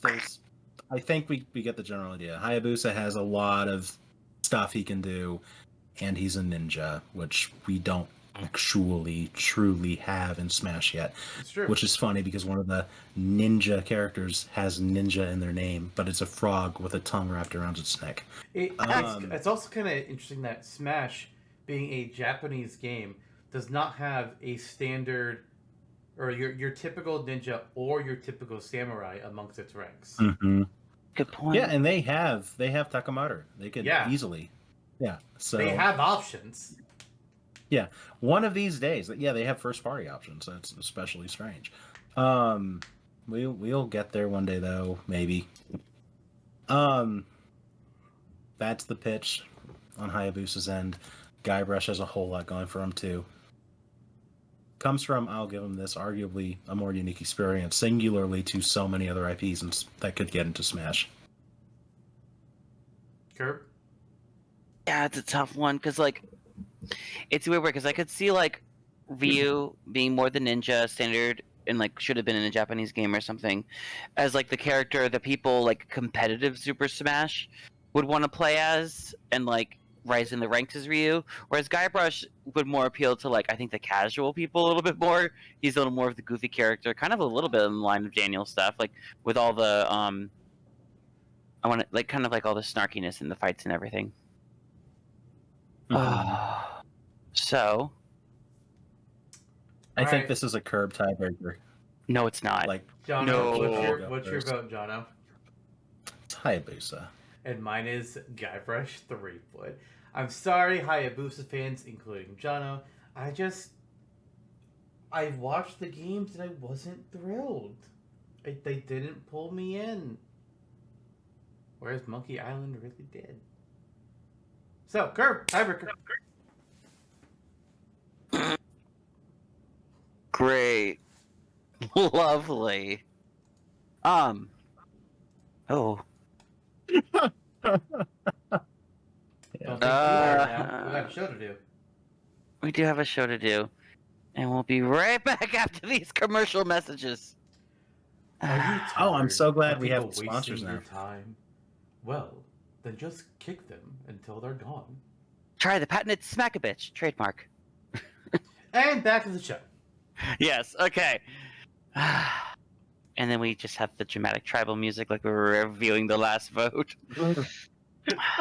I think one speaks to me more in my gaming experience a lot more. And it's a little bit of a bias, but I think that was going to factor into some of this. My vote we're is... all biased. We're going to be biased on all of this. That's just natural. I'm honestly trying not to be. And that is the thing about Smash or Dash. I will advise, this isn't who should be in Smash. We want. Objectively, this is who we want. Okay. Even though sometimes we want to strangle each other over. It's like, fuck you. You're wrong. It could be wrong, but do you...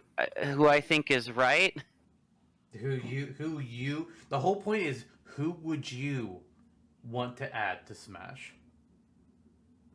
The person I would want to add... Who jellies your biscuit? He's not on the call. Kelly Jelly is already pissed off at us. It's true. So. Kelly is My- pleased. My vote is for Guybrush.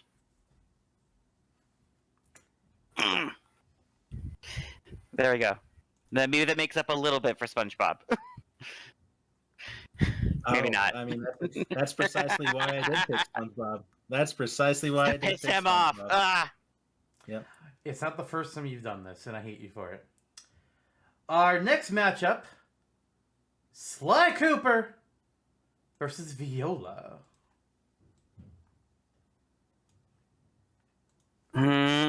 This is the one I was Also a tough- alluding to when I said that I think there might be one that's easy in round 2. Like, don't get me wrong, Viola has her strengths, but Sly Cooper is just so much cooler. You come into my house. Come into my house and you massacre my boy. And all I can say is I'm still with you on this one. I've actually never been to your current house. It's clearly well. I thought he lived You in that are ice right cream now. parlor. That's new lore. Can it be? I mean, it is now. You take down a ninja with an insult, and what can I say except I vote for the thievius raccoon. Oh, so that's what's happening here. Mm-hmm. Why? What's happening? You're both Sly? Yeah. Okay. I was actually leaning Viola. But I'm outvoted on this one then. Okay, I do need to ask, though, why Viola over Sly Cooper? Well, Sly's cool, and I get the nostalgia part of it, but, like, I don't know, there's something I like so much about Viola's design. I think she's super cool as a character, and like, still Bayonetta universe, but something so different enough. And, like, reading through her powers and stuff, it's like, I was looking at, because that was something I was thinking, like, who would I want in the game, but also who would I play as? And Viola was high up there for me for that, so I think that was a big, kind of push for me wanting her higher up, so. Okay. There we go. Alright, well, last match of round 2. It's Ratchet and Clank versus SpongeBob SquarePants. And? Jono, I'm going to put this to you first, for obvious reasons. You're muted, sir. You're muted! You're muted! Jono, you muted yourself.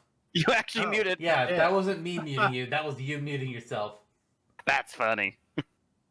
Ratchet and Clank, great series of games. Ones that I more recently got acclimated towards. I've played through a bit of the first one that came out on the PS4 that was kind of a sequel, kind of a soft reboot thing. There's a lot they can do. They're classic characters from the Sony era, and they're up there. You know, I think if Sony somehow got a inclusion in Smash, I don't think it's ever going to happen because there's still Sony does not want to come to the table to play with their other companies, whereas Nintendo and Microsoft don't really view each other as competitors. Sony views all of them as competitors. So it's Sony needs to get their heads out of their asses. They're fairly cutthroat still. We thought we were over in the Jack Tretton era, but it's just a little more to the side now. So while it won't happen, if it did, Ratchet and Clank are up there with Kratos as I think like the two most likely choices. And they would both be great, given. The types of weaponry that they would bring to the table. Yes, there's a lot of characters who wield a gun now to the point that it's a meme with Joker.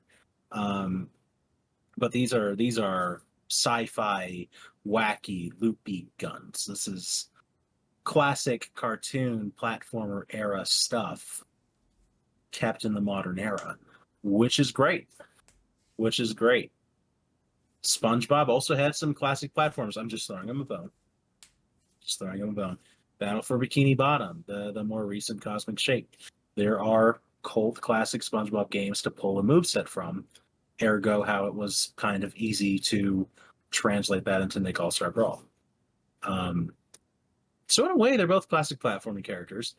One has more of an overarching legacy, probably over anybody actually that we're talking about. But one of them has more of an overarching legacy in video games, and maybe for some arguments that would mean something. But you're still voting SpongeBob. Yeah.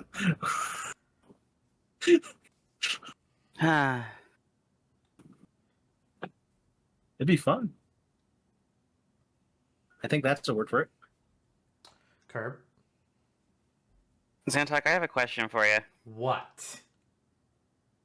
Are you feeling it, Mr. Krabs? No. Good, because I'm not either. Good. I was gonna call you a liar if you said you were. My vote's for Ratchet. Thank God. I also vote for Ratchet. Get the fuck out, SpongeBob. No more of your bullshit. Fucking Only even God. here. He would have What? voted for SpongeBob. Round 3, semifinals. We got 4 characters left, and I gotta say, you know what? Maybe Sony had something right with PlayStation All Stars, because 3 PlayStation All Stars characters have made it to the final 4. That's a good point. Oh, wow. Just And saying. a pirate. Yeah, three PlayStation All Stars characters and a LucasArts character. Yoda. Nope. Nope. Not Yoda. Oh. So I do find that funny. Honestly, PlayStation All Stars, it did have some good characters in its roster. At least half of its roster was also weird as fuck, and the gameplay left much to be desired. Honestly, they could fix things with a second game. Oh. I think it also stands to reason that it's like, man, the presence of not having anything Sony in Smash is just really obviously felt. Like, we've got some Microsoft in there now, technically. I mean, Banjo and Steve weren't originally Microsoft, but they're Microsoft now. Mm-hmm. But, there's a second. Oh, the suspense. Bye, dog. Oh, his Uber Eats showed up. Ah, I was right. What'd you get us? You? Yes, The waffle. it's the waffle. I Oh my got God. you disappointment. Disappointment. Hey, I did not let SpongeBob get any farther. And that was your mistake. Ah. All right, so to kick off round 3, we got interrupted there because my brother decided to cook some garlic knots, and he brought me one. Oh, yum. Huzzah. So Take our that first knot. matchup of round 3, the semifinals, we got our last 4 characters. Here's where it starts getting really hard, guys, because it's going to be Sir Daniel Fortescue against Guybrush Threepwood. So wait a second. One matchup is going to be the more so comedy characters, and the other matchup is going to be the 2 more anthropomorphic characters. Wait. I mean, they all 4 have their comedy, but these are definitely the more comedic of the 4. Mm-hmm. I have my lean. Oh, yeah. All right, Mm-hmm. what you got? I'm going between the 2, and I think one of them was definitely the much like it was easy because it was so hard to decide between them. But like I really like it's for me the answer is Daniel. All right. Interesting. Okay. I also have a very clear lean for me. I like both these characters. I want to make a moveset for both of these characters, one of them will be a lot more complicated than the other. But the character that I think I would have that would be more fun to have in Smash is quite easily Guybrush Threepwood, Muddy Pirate. TM. TM. Copyright. 2000 whatever. Not even 2000. Earlier. Definitely earlier. Uh-huh. Jono, Wow. break the tie. I love a good tiebreaker. So they both have their benefits. Neither of these are bad choices. They've made it this far. But one indeed stands out in my heart of hearts, personally speaking, based on what I've heard about these characters, above the other. I think both of them might be fairly difficult to recommend for cooking your garlic knots, based on their histories. Yeah. Uh-huh. So both of them would lend a fair amount of laughs to the roster. However, today, we are In the land of the living with Guybrush Threepwood. Ah. Ooh, that hurts. Oof. Oh, that one hurts me the most. Oh, do these long enough and your heart will harden, like mine. No, my heart is mashed potatoes. I ate mashed potatoes for dinner, Don't eat my heart. That's weird. but it's so juicy. Blech, blech, blech. All right, let's continue. Sly Cooper versus Ratchet and Clank. Ooh. I'm just gonna say it. I'm just gonna lead with this one here. Sly Cooper's my boy. Sly Cooper is my boy. I'm voting for Sly. Okay. You want a second lead with this one, Curb? Secondly, Because I already jumped in. it's. You're saying that because I think you're leaning that way. If it was going to be a tie, you would have butted in at this point. Mm-hmm. Maybe. See, I would want to say Ratchet just to call your bluff too, but Ratchet is also like, You I have should more have learned by connection to now Ratchet. not to call his bluff and to just do what you want. I know. Everybody always loves to be like, "Oh, I'm gonna be funny and call John his bluff," and then they regret it.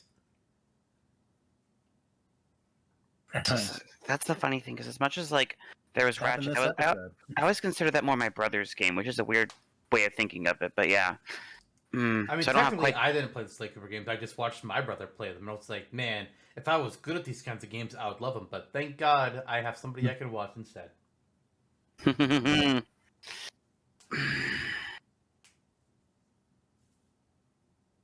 Ratchet and Clank have a lot going for them with their different pistols, their turrets. A lot of Clank specific attacks. I mean, Yeah. Sly Cooper's got a lot going on with him. If I can find all of his crazy shit.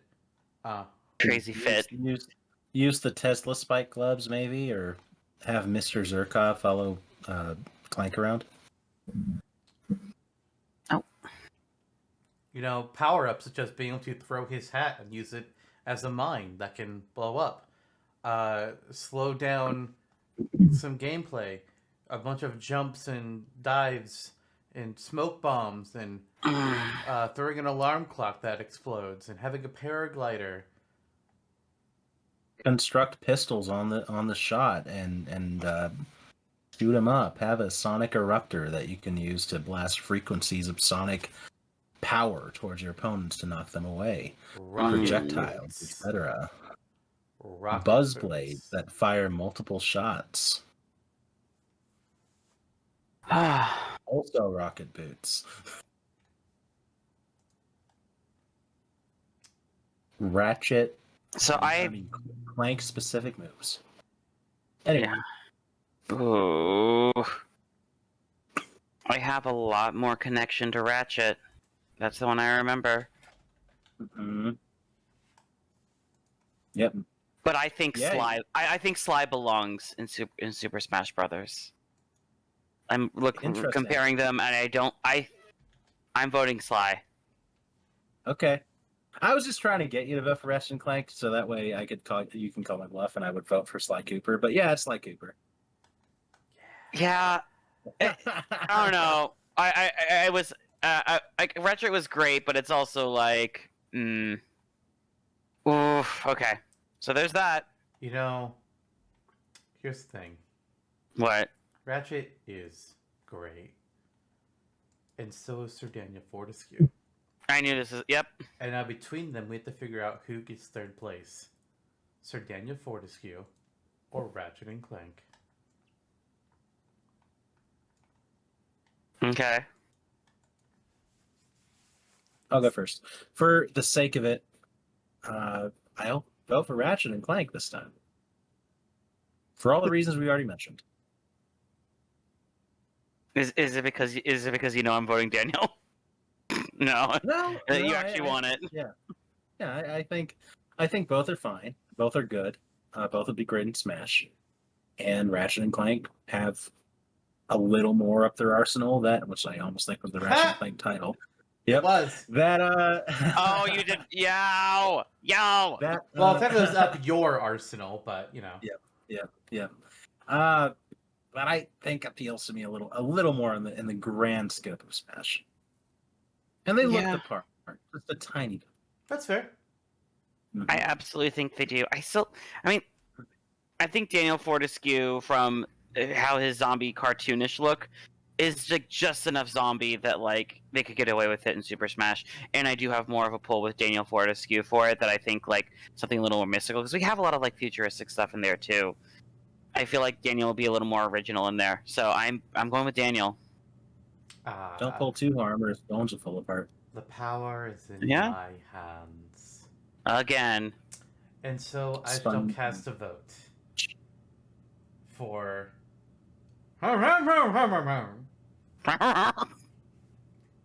Yep.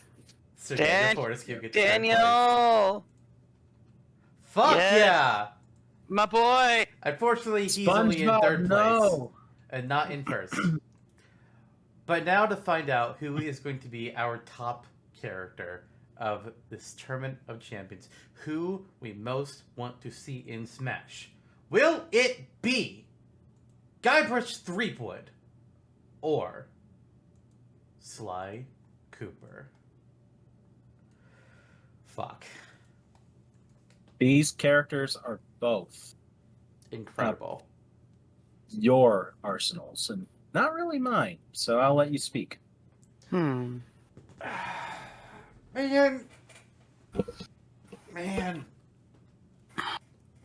They'd both be a lot of fun. They both have a variety of gadgets and power-ups that you can pull from to do shit.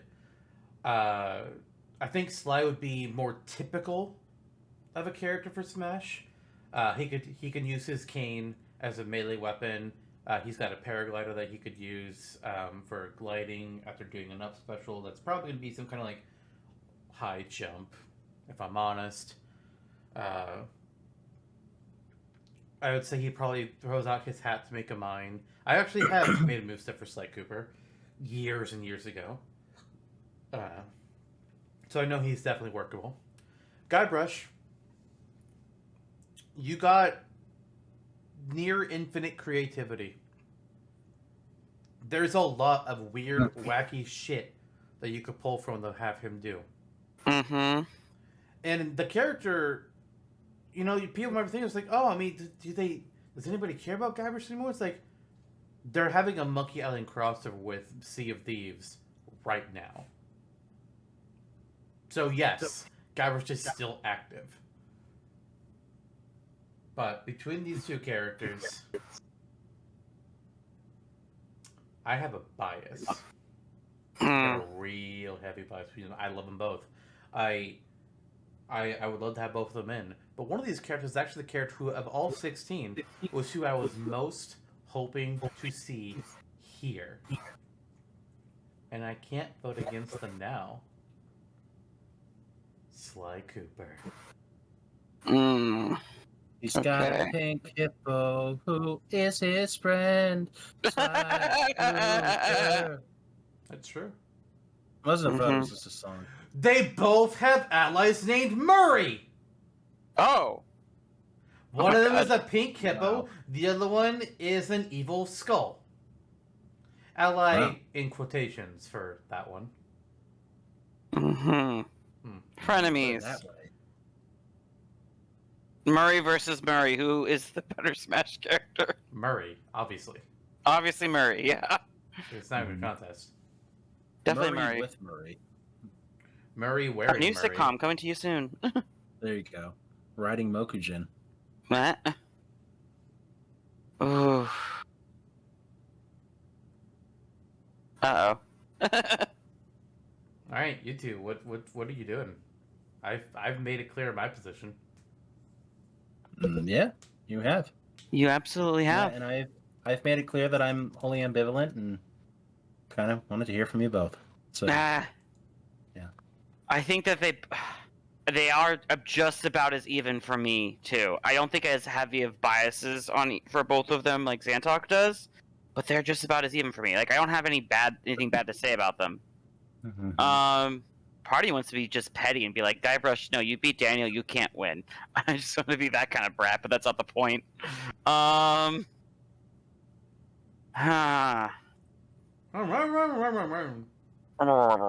Daniel comes back and slices them both, and then I win. Yes. Daniel, yes. Okay.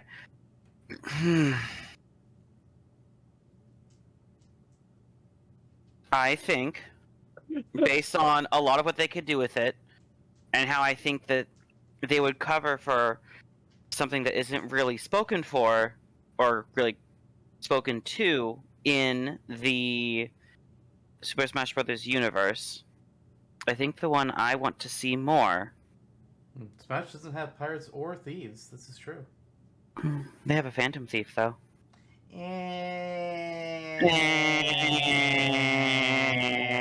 That's like saying Greninja is a ninja. Mm. And then, and that's like saying how, like, what? There's the space pirates from Star Fox too. And Metro. No, No, they're not. I thought they were. no, they're from Metroid. Oh. Yeah, Oops. what you could say, it's like saying Ridley is a pirate. Well, Hey, roll. K. Rool is not a lizard. No, Yes, he is. I know he is. I'm joking. He'll see you in a while, Jono. Oh, goodbye. Bye. I leave the call now. Okay. No. Okay. My vote is for Guybrush. Which means that made better sense. There we go.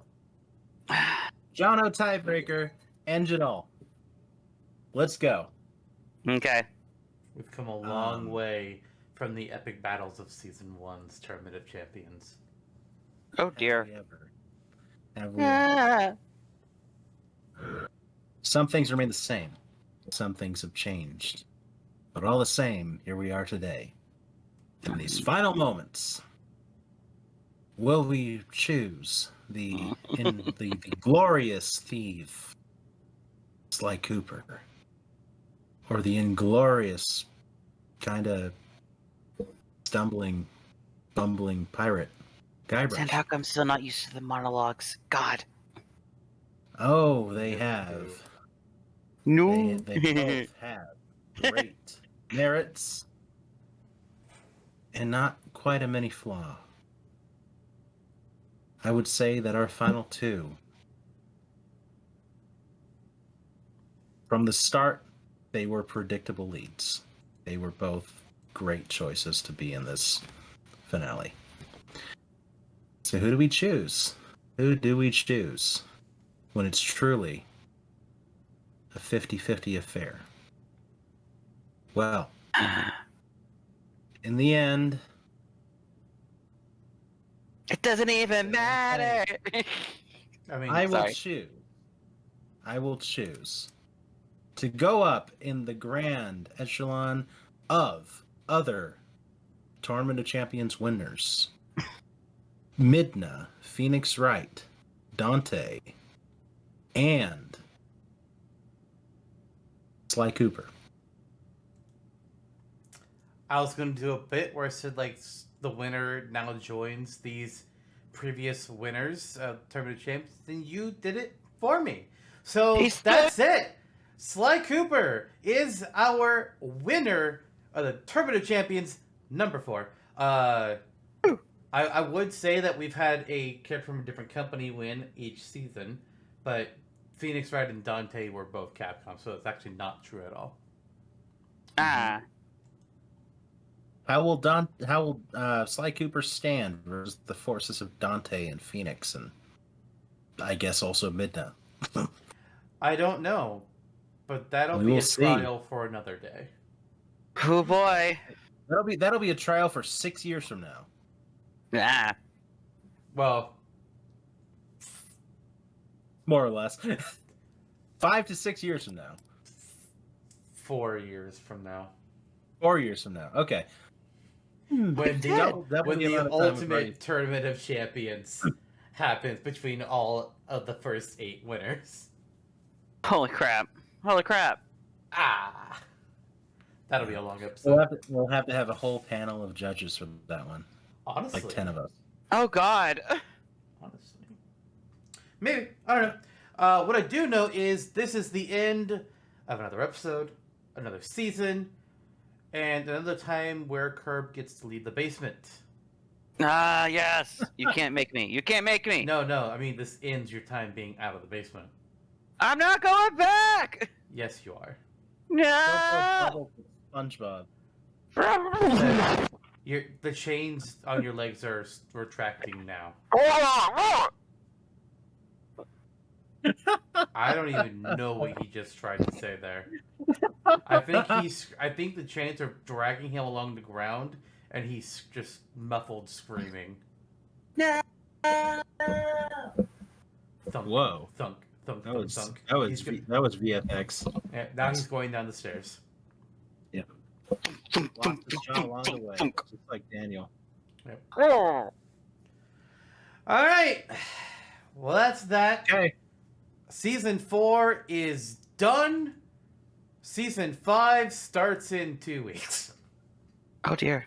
Yep. Season The 4 is tr- out the door. The train never ends.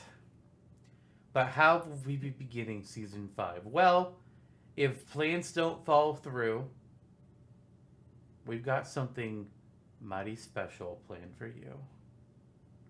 It's going to be something unlike anything we've ever done on this show. And I really cannot and will not tease it any further than that. Because I don't want to give it away, and I also don't want to run the risk, the chance of it having to be canceled and replaced with something else less interesting. So I'm not saying any more than that. All I'm saying is the current plans Oh. are going to be very fun. And with Yep, that, and I'll say goodbye. Thank you, Kurt, for joining us. You were a fine guest for this final episode of the season. We appreciate your true candor, Can't. fair judging eye. So goodbye, Woo.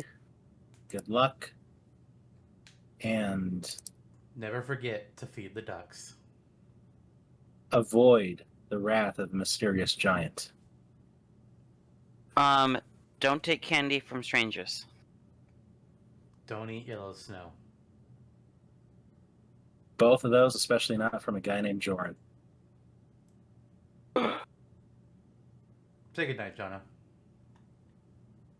Good night, Wamba. Good night, Jono. Good night.